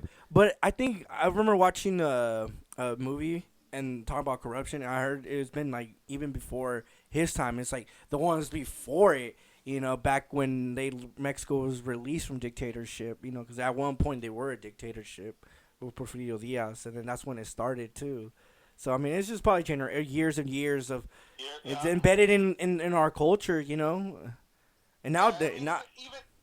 even bribes now, like you see like politicians in America, bro. Oh yeah, There's bribes definitely that happen all the time. But I feel like You know? bribing is something that's more so in Mexican like Culture. and in blood, because even hasta los pinche cuando vas al baño, you need to give them a little token and everything Oh, like that. pa' que te abran So la pinche even- puerta. So regardless, like whatever, even if you need to take a piss, they're asking for money. So the more money you give a person, the more willing they'll let you to slide with. So there's that give and take. Is that over here we have more freedoms. We're allowed to do more stuff. Money doesn't necessarily isn't as easy to corrupt us over here as it is over there, because we have a lot more free liberties. Like over there, like I'm saying, you can't even take a piss in the fucking street without having with un cinco peso or something, to give a person right there. So money, it kind of like from the get go, it's letting you know money is boss over here. Yeah, like even when I went like one time to the strip club out there, dude, they fucking dude brought the girl on my lap. I was like, I didn't even want her on my lap, first of all, and then once he put her on my lap, he demanded a fucking tip. I'm like, I told you no. You know what I'm saying? Like, you know, She's there, fucking. you know, huh? Yeah. You know, no, he wanted dollar bills. He got mad because I gave him like 2 pesos. I was. Damn. He, like I specifically said no. I'm done. I'm gonna have gas, dude. I'm farting on the last chick and shit like that. But Oh shit, bro. I mean, even I remember when I went to Puerto Vallarta, dude. Like going to the bathroom over there, you had to pay that motherfucker $5, pay even them, for the yeah. toilet paper, dog. You have to pay for everything. over Yeah. there. That shit's crazy, bro. That's ta- crazy. Yeah, so I just think it's generations after generation, even before my dad's generation too. It starts from there too, because they probably had the chance to revolutionize stuff too, but And then they just went backwards. they went backwards. Yeah. Like Chris said, they just instead of going forward, Yeah, allow the generation to be corrupted. yeah. Because industrial wise, I think Mexico could thrive. They got a lot of resources. We have a lot of people that are out there that want to work. A lot of Yeah. people are out there like people aren't out there. Like that's one thing that's good about us as Mexicans is that we're willing to work for our money. We're willing Yeah. to like make you some bullshit. We're willing to sell naranjas on the corner and this and that. Like we just need those opportunities available. And so with bringing like manufacturing to Mexico, it would open up those opportunities, and a lot of people would have jobs and their lives could thrive and get better. But that's pretty much what they have to do at this point. And they're very advanced in their math, dude. A lot of Mexican people. The Mexico has produced one of the best scientists in the world, physicists too, and a lot of them work at the lab. They come from UNAM, which is random. That's crazy. It's fucking random. So what's up, Hera, man? What's something that you wanna? I know we've kind of gotten a little off subject and everything as far as like you and your life and all that, man. What's something else you want to talk to the people and let them know about your life? You know, we kind of went back to the day of like when you guys were in the rancho, and then how you moved a little bit to Gustine and ended up moving back. You know, to starting at Del Taco. To let's bring it down to like, okay, so when you had around your first kid and everything, how old were you when you had your first kid? Shit, bro. 2000, bro. I was We'll go to the restroom. 23. 23. 23, I think. Damn. 23. Bro. Yeah, I was 23 when I had my first kid. He was born in 09. 21, bro. I lied. I'm almost 21. My math is off. See, you're talking about we're hella smart, bro. Jeez. Damn. Nah, I was 20. I was 21 when I had my first child. He was born in 09. What were some of the emotions that you were feeling like when you kind of knew you were gonna be a dad for like the first time? I was excited, bro. I You were mean, I know I excited? was young at the time, but I was Yeah. excited. You know, everybody, especially at that age, experiencing, me as being a father to, like, let's say, like David, which is much older when he's having a kid, to Yeah. even you, because I know you've talked about it, how you had your first kid. It's all different types of stages, and Mm-hmm. I think at 21, bro, I was excited. I was really excited to have a kid. You think about all the things all the possibilities, you're able to do with your kid. And at that time, I didn't know what we were having, but, when I found out I was having a boy, you start thinking like, dude, he can play sports. He can, not just he's a boy, but just like you're able to communicate like those type of things, sports, maybe like more sports into his life. You're kind of able to pass on your dreams onto your kid, like all bro. the things that you wished, that you couldn't do. You kind of want them to do. And and then that was probably the most I was most excited, bro. It was like I was scared because I didn't know how Mm-hmm. especially having Mexican parents, bro. And I know you guys can talk about that. Is Yeah. you don't know what they're gonna say. Yeah. You don't know how they're gonna take it because yeah, maybe they did have kids at a young age, but they never want their kids to have kids at a young age. What was your parents like once you came out to your mom and told them that you were gonna have a kid and stuff, like what was their reactions at that point? Because I know, like you're saying, it's a scary thing to even go up to them and tell them, but like what was her reaction or your parents' reaction?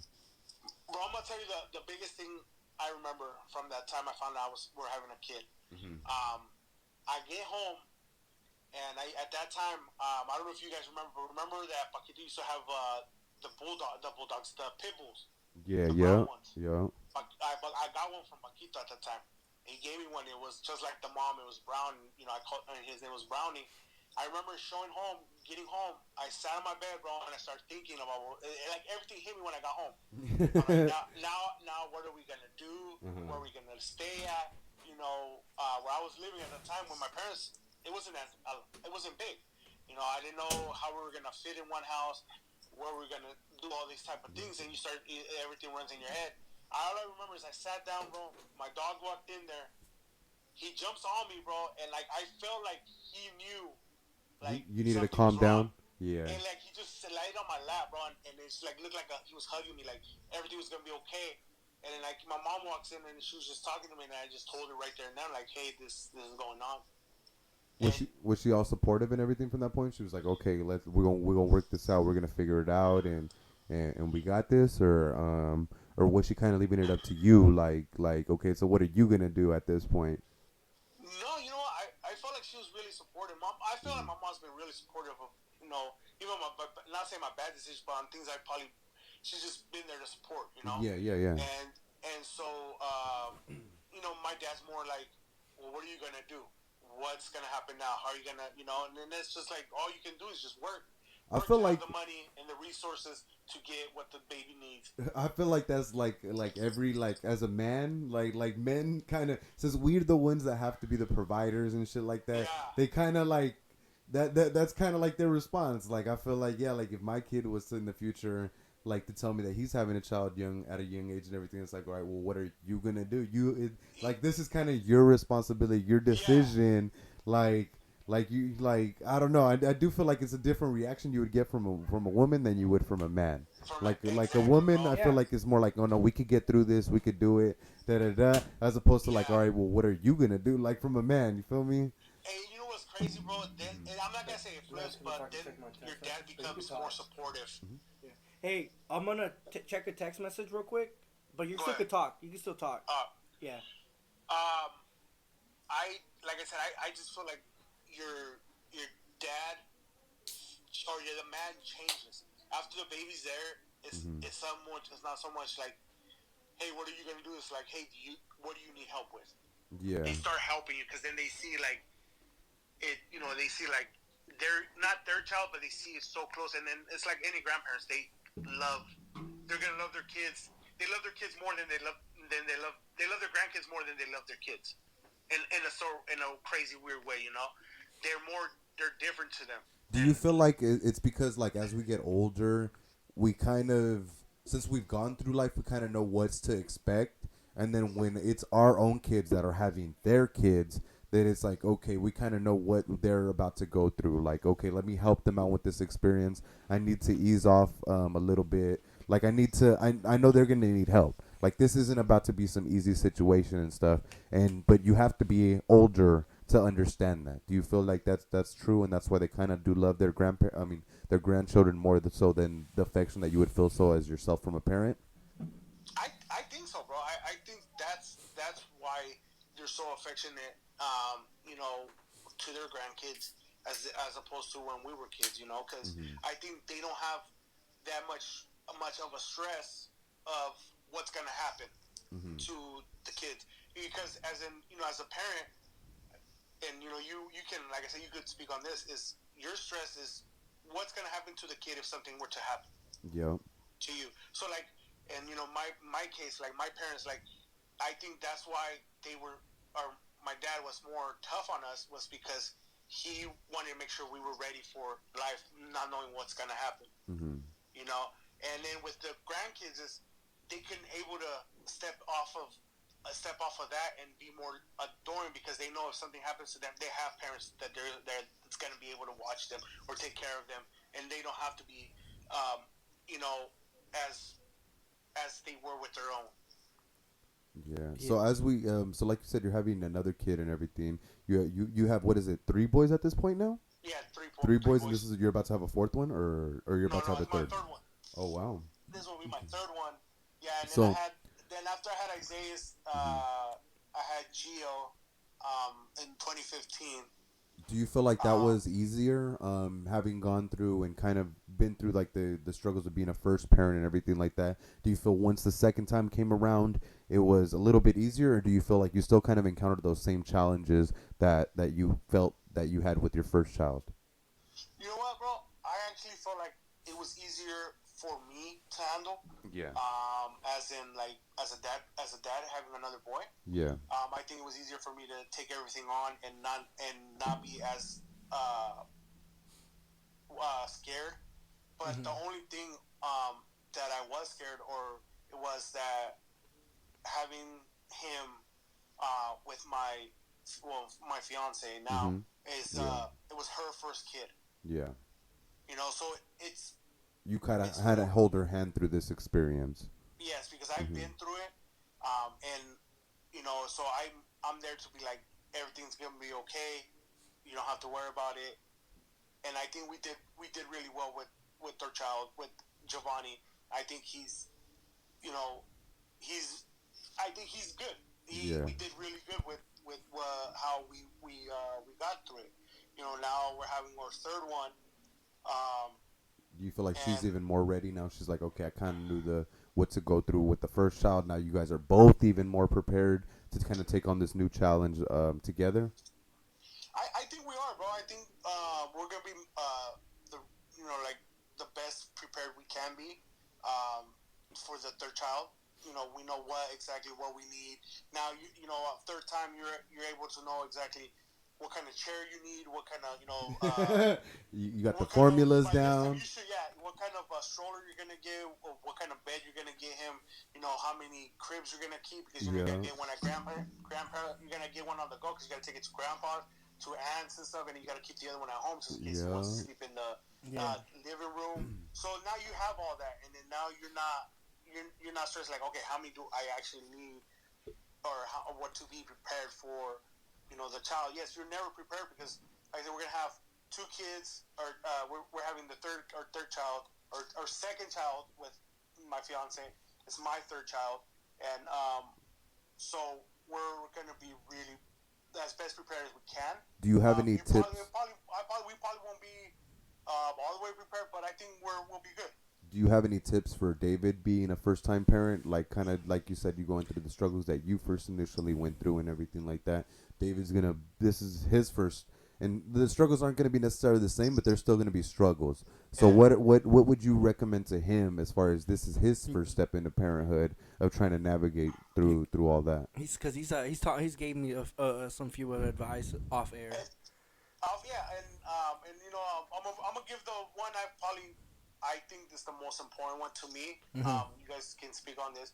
Is the support to your significant other, Hmm. because you never know how they're gonna take it, how they're gonna handle the process The of postpartum. the postpartum. Yeah. They might take it harder.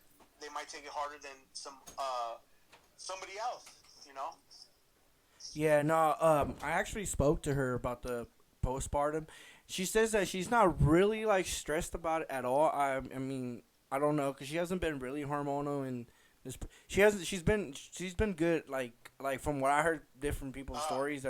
There's their significant other while they're pregnant are total assholes. And with Erica, it's been she's been hella cool, and yeah. stuff like I haven't dealt with any like psychotic breakdowns or fucking blowing up. She's been really mellow and stuff like. Cause I'm surprised she's let me go this far with the podcast, and I stayed alone for a while, dude.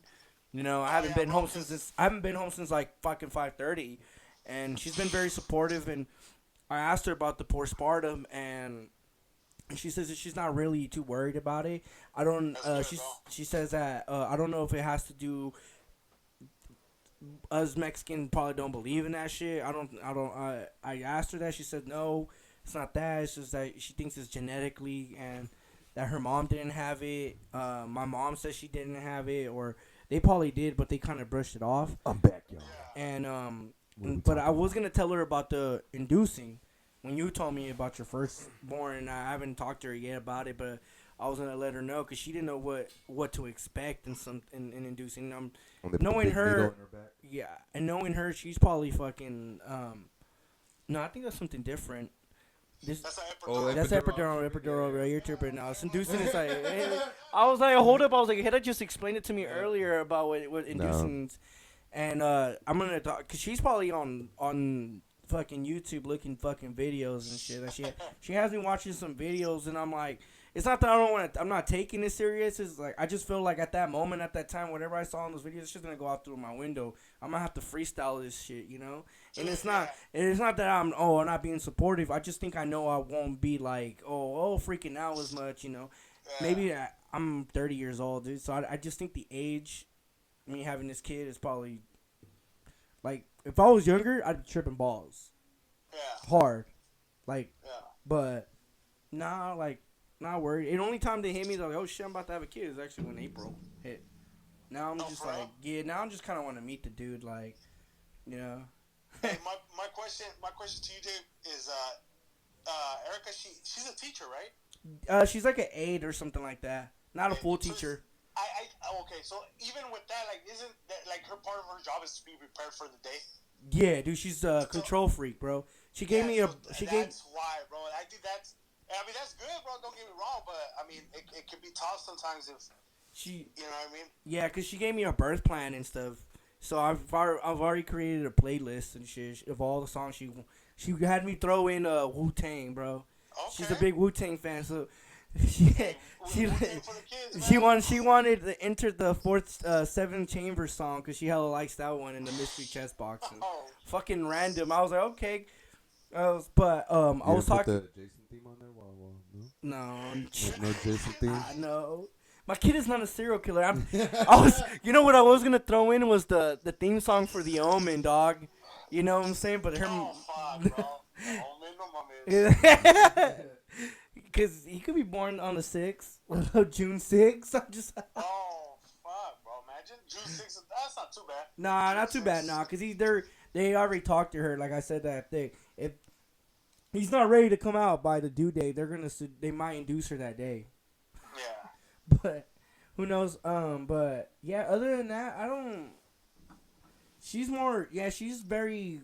Because she likes to have her things organized, and I spoke to Martin, and his lady was on the phone with us. You know, he had me on speaker, and she's like, I was telling him like, yeah, she gave me her birth plan, and she was like, to tell you the truth, that shit goes out the window. You know, like that is the last, because she had a birth plan. That's the biggest thing, though, is like you can't really prepare as parents for what's to happen, because every child is different. It's a combination of our personalities, and no one has the same personality. So when you're making that combination, that child could react differently to whatever your quote unquote birth plan is. It's gonna. Yeah, no, you can't really necessarily do that. You just told have her. to go take it day by day. That's why there wasn't any books. There wasn't any fucking manuals. There wasn't anything like that. Say 50 years ago, people just literally raise their fucking kids, and you have to grow with them. I just think we have it's a learning experience. It's not even like a book, a manual now. They give these articles of what to do, but I think it's just articles for people to understand and maybe accept it easier. But she watches these videos. She's so scared to turn up, and I try to I watch them with her. Tear up? Yeah, she doesn't want their tear up. She's gonna fucking. That's why I said. I mean, they're gonna have to stitch her. Yeah, there won't be no intimacy for a couple months. It's gonna happen. Yeah, it's not. And I just she just likes to be over acknowledging and scare her shit out of herself, and I'm like, and I'm not the type. She just likes to be overly prepared. Like, she's not like me, where I'm just like, I go with the flow, you know.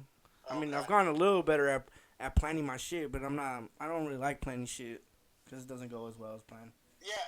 my biggest thing would just be that, bro, is the emotional support. After labor, and then just like I said, like I've told you too, things is gonna come naturally, bro. Yeah. You're gonna know what to do.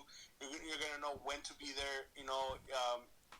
It's just gonna happen. Just make sure when she says, "Hey, you need to change the diaper," you better be like, "All right, I'll be back. I'm gonna change the diaper," because there's gonna be times, bro, you're not gonna be there all day, and then those are the times that she wants a break. She wants a break. He got up and did when he needed to, And I think that helps you guys in the long run. Yeah, nah. I know. I was impressed with myself. I didn't know how to change a diaper. We did the little competition. I actually won. I see that on Facebook. Dude, I was like, well, I didn't even know how to do it. It just came at me like, I'm just, I don't know if I'm cocky or not, but I don't know, I come from a good bloodline. I'm gonna exclude my dad out of it because he never changed the diaper. He put it on backwards. Fuck. My dad's an exception. I don't know.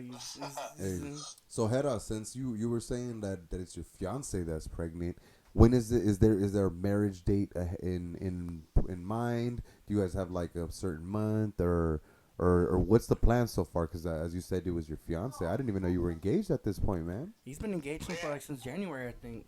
Right? Nah, bro, I've been engaged since 3 years ago. I've been engaged for a minute, bro. Wait, what the fuck? I just seen a post on Facebook, or is that a memory? A memory. That was a memory. That was a memory? 3 years ago. Damn, you pulling the pot. Okay. I didn't know it was that long. Honestly, like I said, I didn't even know you were engaged at this point. Kind of figured, might get to that point, like when you're with someone for long enough that it would get there. But yeah, I didn't know that you were already engaged at this point. Yeah, bro. We got engaged in I wanna say 17, and New Year's 17 gonna be 18, or it was New Year's 16 Gonna be gonna 17. be 18. Okay. Mm-hmm. I don't remember, or 16 gonna be 17 or 17 gonna be 18. One of those two, bro. But yeah, we went and visited my brother. Like you guys know, my brother Antonio. Mm-hmm. He stays in New Mexico, and we went and visited him out there. And I decided to propose to her, and we've been working on a little bit of everything. So we just gotta date right now. Probably not, bro. We're just gonna take it. Yeah. One day at a time. I mean, more like years at a time, because it's been 3 years. No, it's good, man. Good. Yeah. No, I was just curious because like how you said fiance, I was He just just wants a wondering. bachelor party. That's what he wants to go Yeah, to. bachelor party would be nice too. little something, you feel me? Like It's been a while since we've been to a bachelor party. Pero,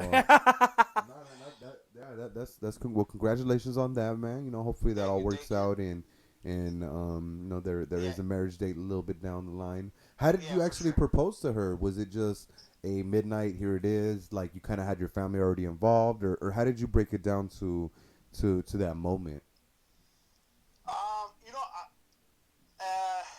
We're talking about 3 years ago. So at that time, bro, I let everybody know, that this is what I was feeling. Yeah. And I already had told her I wasn't in there for the long run. I wasn't I was in there just to, even before we had our son.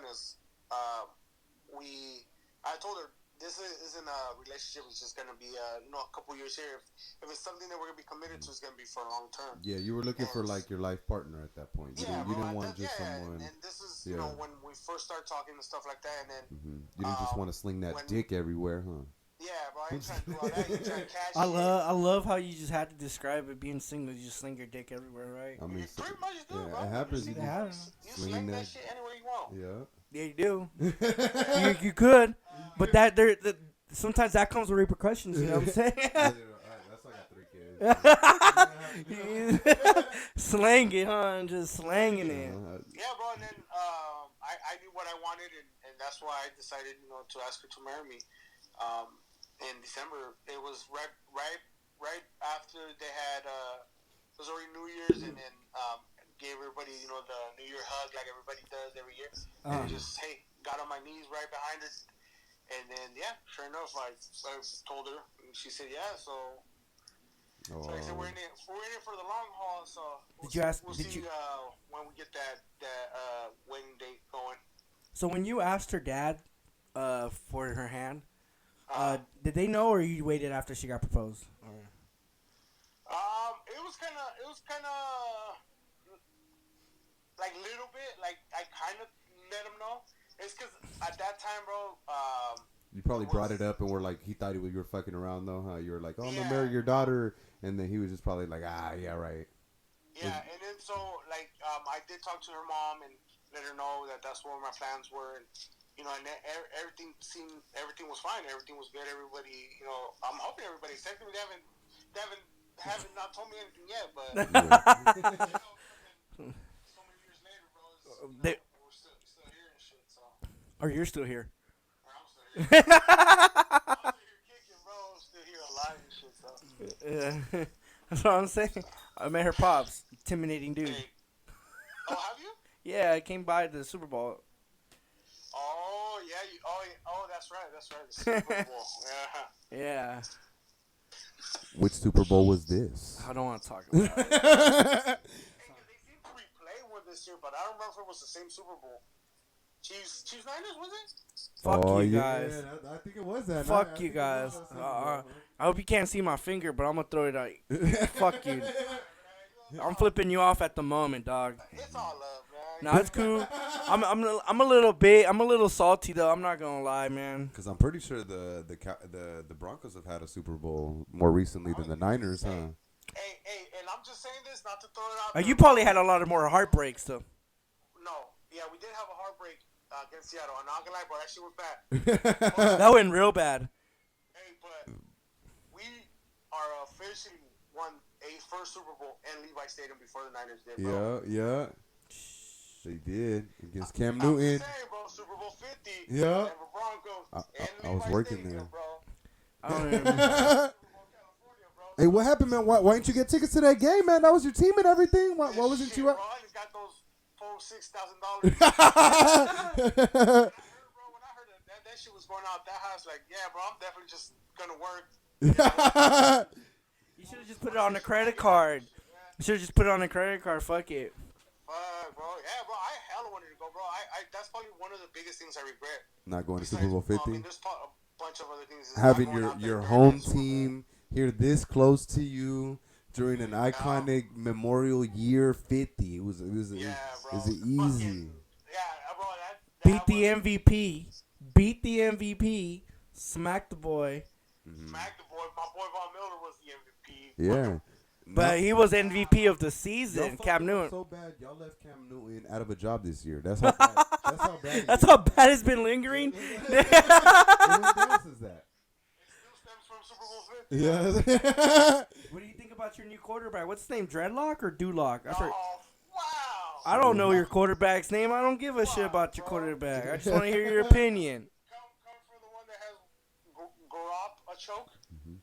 Come Bro, on, man. hey, I blame it on coaching, dog. I blame it on coaching. Y'all should have seen that coming when this shit happened to him against the Patriots. bro, Mike when they Shanna were up can't win. 28-3. The fuck you When talk? he was in Atlanta. Man. When he was in Atlanta, Yo. same shit happened to them. Same They were up shit. 28-3, and what happened? The Patriots whooped that ass. We gonna get that Super Bowl, bro. Trust me. They were all saying, You cannot hate on Jimmy G, bro. Dude came back from an ACL injury. Like, whoever comes back from an ACL injury and goes to the Super Bowl, it's the same, bro. I mean, all you can say the running game was on point, but there was a couple of games, that got us the number one seed that he took us out, and that saved us. And I want to say that was the New Orleans Saints game. He played really well, really well. What other game I want to talk about?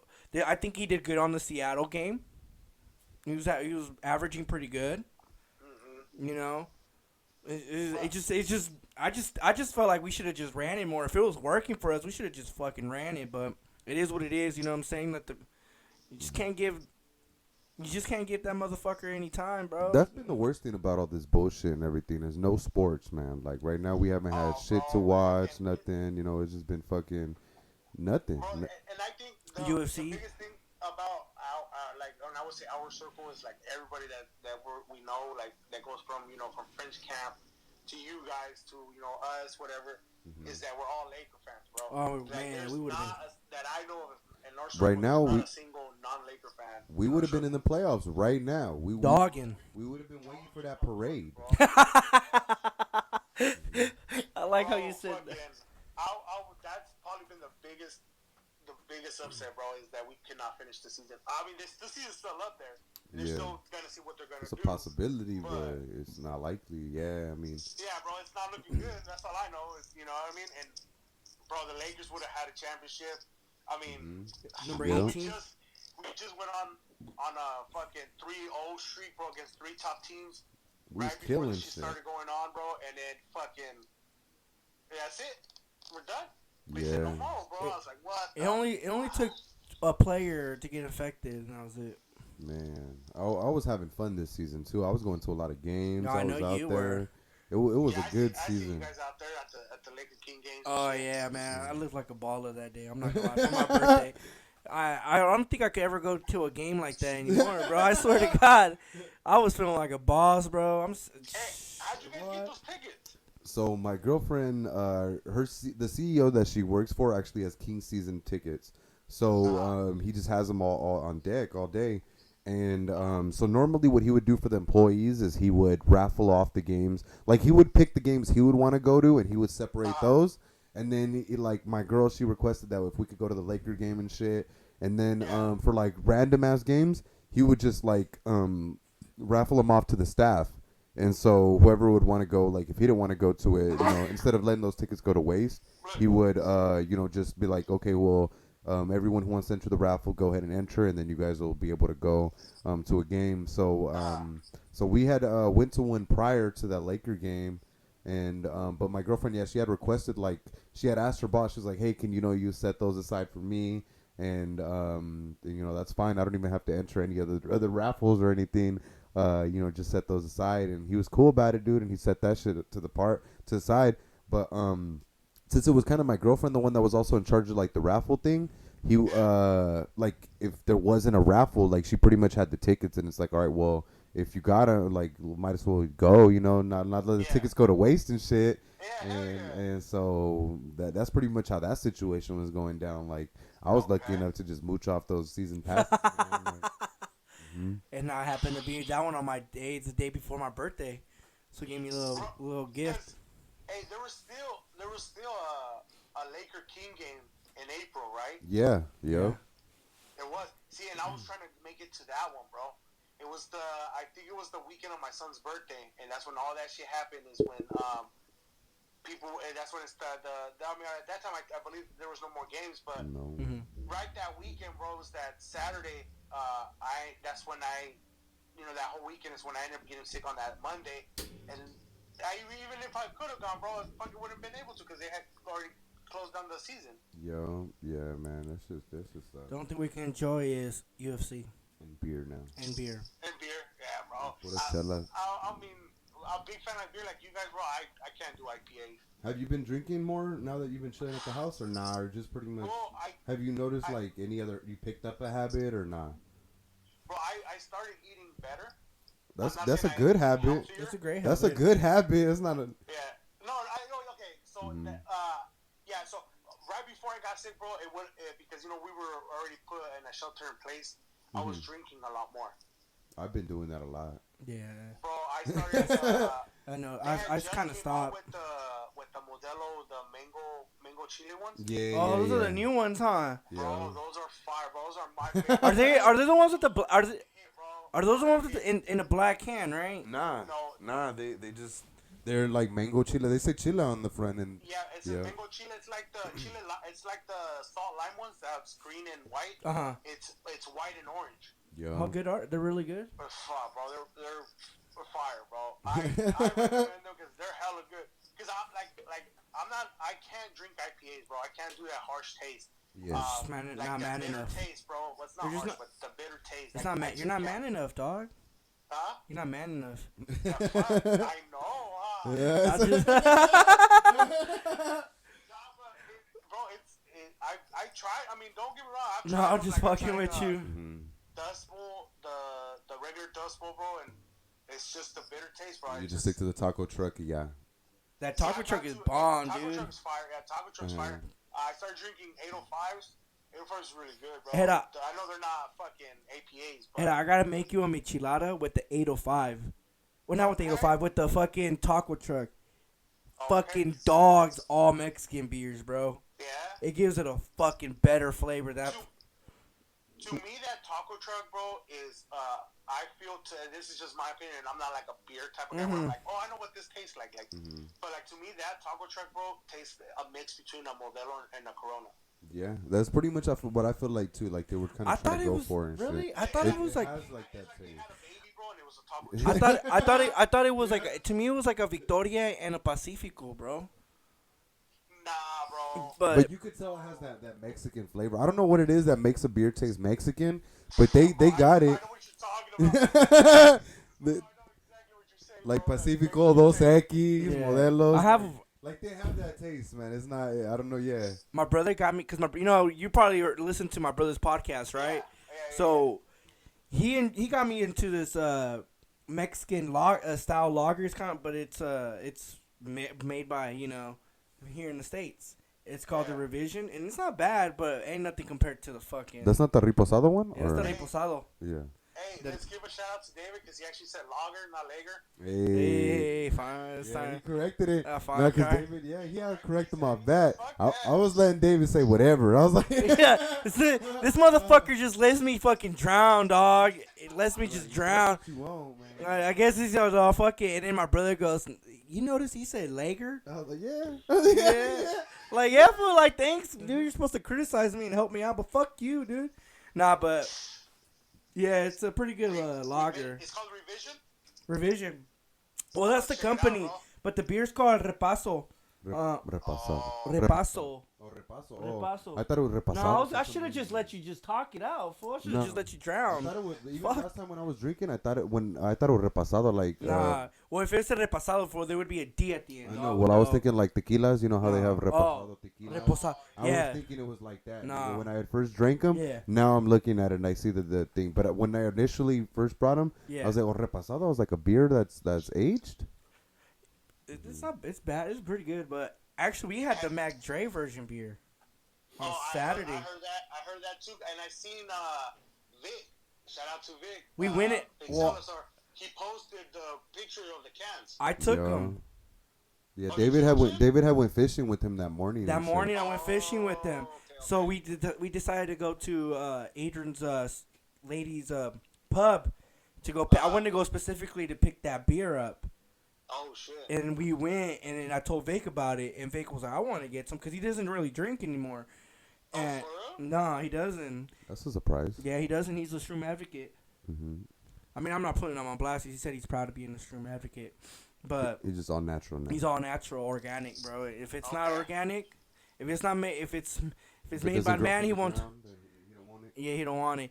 But he tried it out, bro, and he liked it too. I like that. It was pretty good. It's not a. I don't think it's a IPA, but it's a pale ale. It's different. Oh, okay. Yeah, it's like that. It's not like it, but it's probably like that Sierra Nevada. Yeah, yeah, that's what it is. It's Sierra Nevada, but it's not bad. It's actually pretty good. So, Hera, is that mango Modelo beer your favorite right now? The mango Modelo Michelada? Yeah, bro, that, and then because I'm not a big fan, bro, of Clamato, right? Yeah. So I'm not You don't a like big fan of Clamato? Nah, bro, I can't do tomato juice. Yeah? I just can't.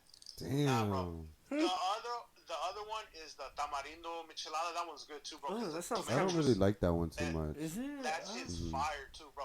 That one's good, bro, because you do taste the tomato in it, but you don't have that very strong taste of it. Mhm. Because you have the tamarindo in it. So Mhm. I like that one, bro. But we looked this recipe up online to make mango michelada. Like instead of using tomato juice, you use mango nectar.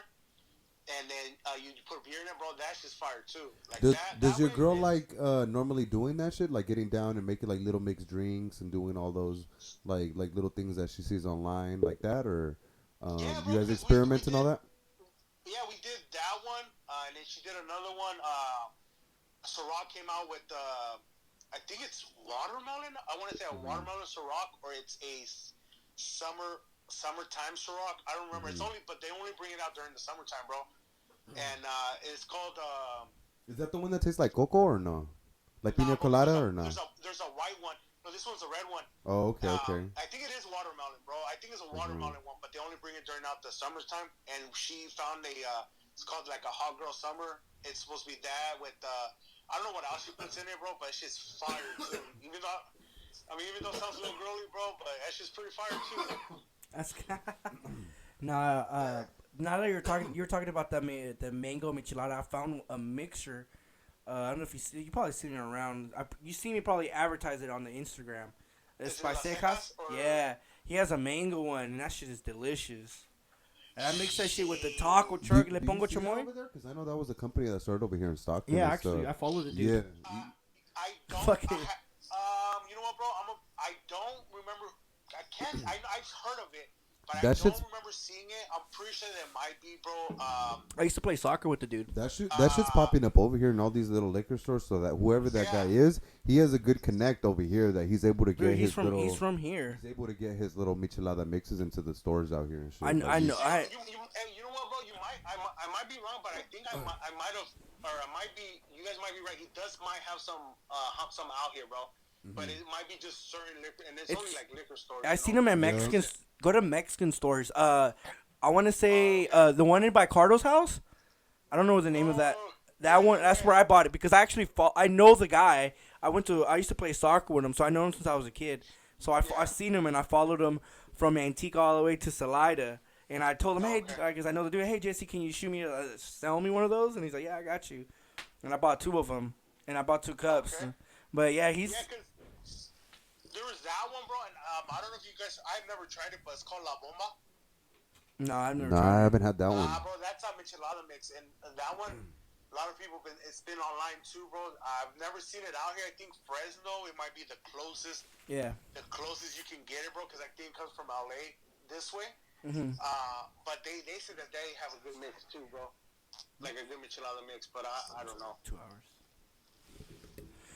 You know what? I since we're such beer advocates, beer drinkers, I just never thought why don't we just like brew our own beer to try it out? You know, I just never thought about it. I just thought about that right now. Like, why can't we just one time invest? It's because the product, to be able to get that consistency, you have to have the same like process to be able to repeat that. So yeah, you could come up with a nice little beer in a nice little like container and stuff like that, but to be able to have that consistent process, you have to have a controlled minerals. You have to have the same type of ingredients that you're using, and even then, your ingredients might change from year to year depending on what the weather's like, because it'll affect it differently. So it's not. Well, I understand. I mean, it doesn't hurt to make our that's own. What I'm saying.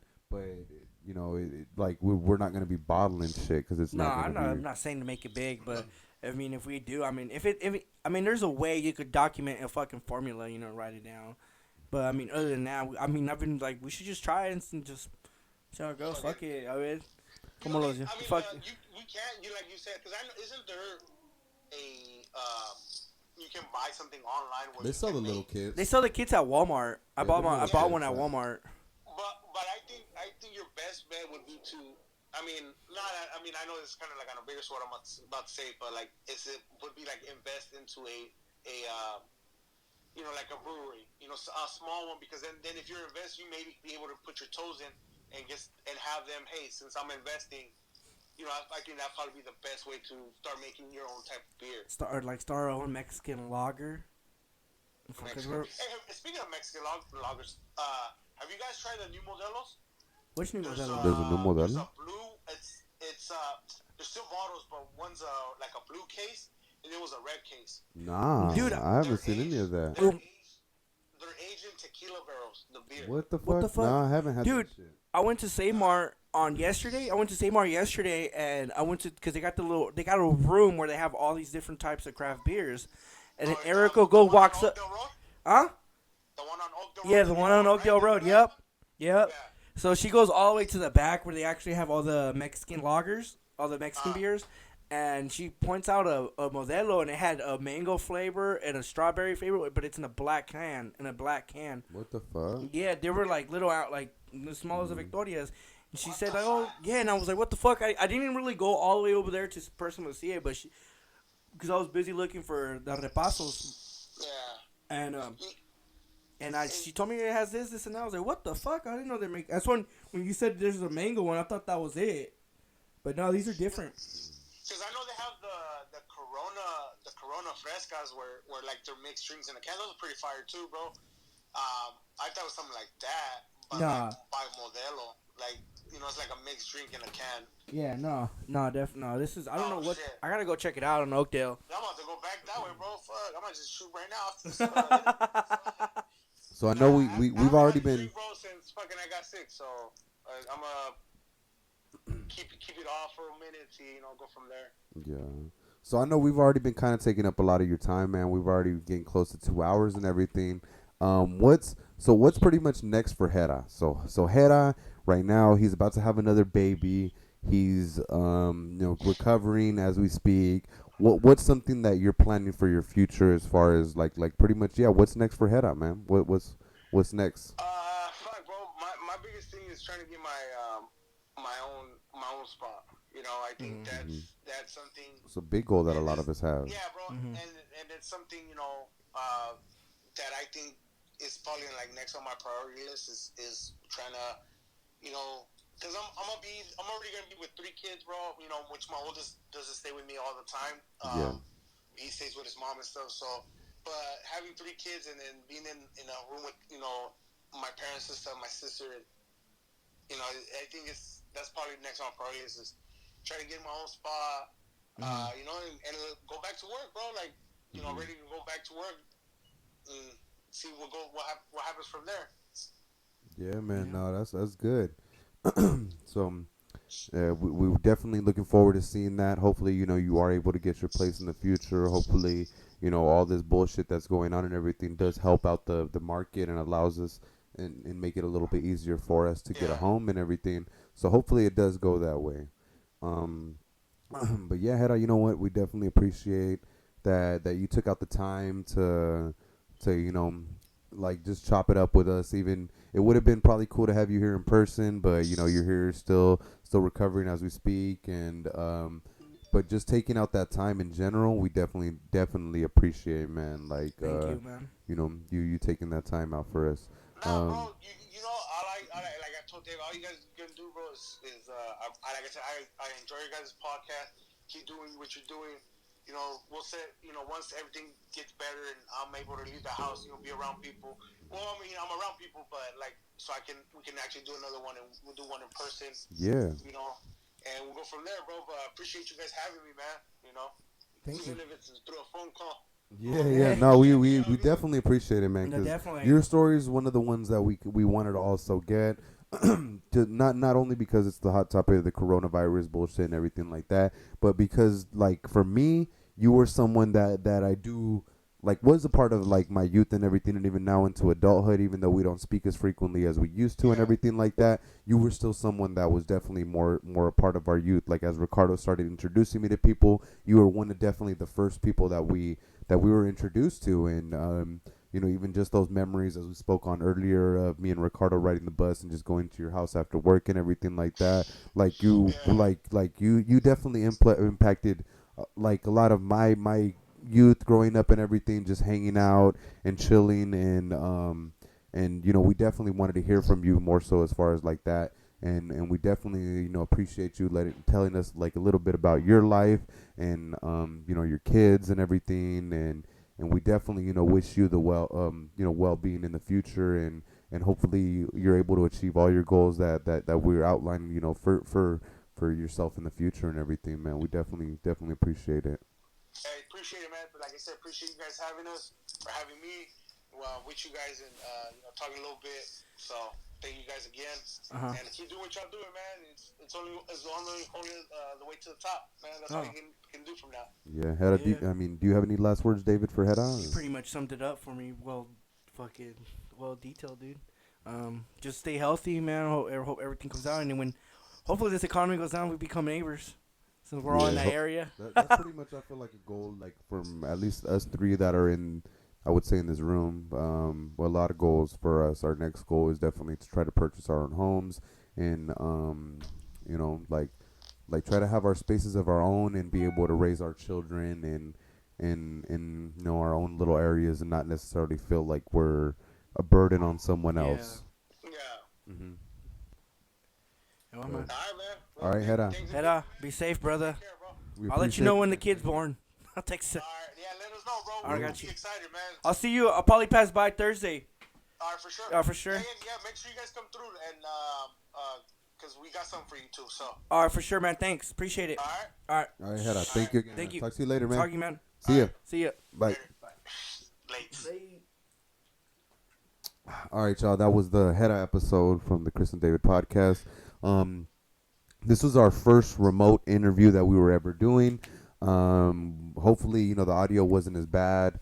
As we've been growing, we've been trying to progress and get a little bit better. We would have liked to had Hera on this episode live in person and everything, but as he's still recovering from COVID-19, we felt that it would be safe to do this conversation remotely, and hopefully it gave you guys a little bit more insight.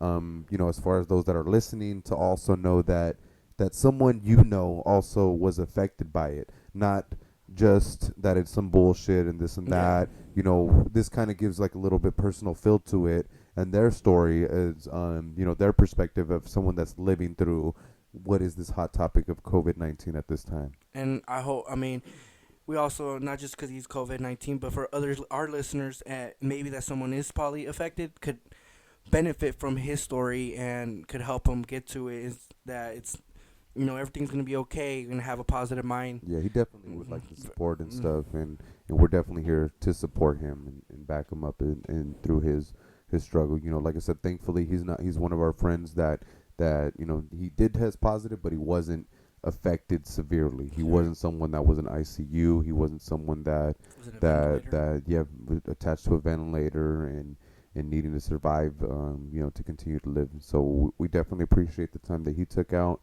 You got any last words, David? No. I hope everybody stays safe. Have a blessed fucking day, man. All right, y'all, we done. All right. Yay. Yay!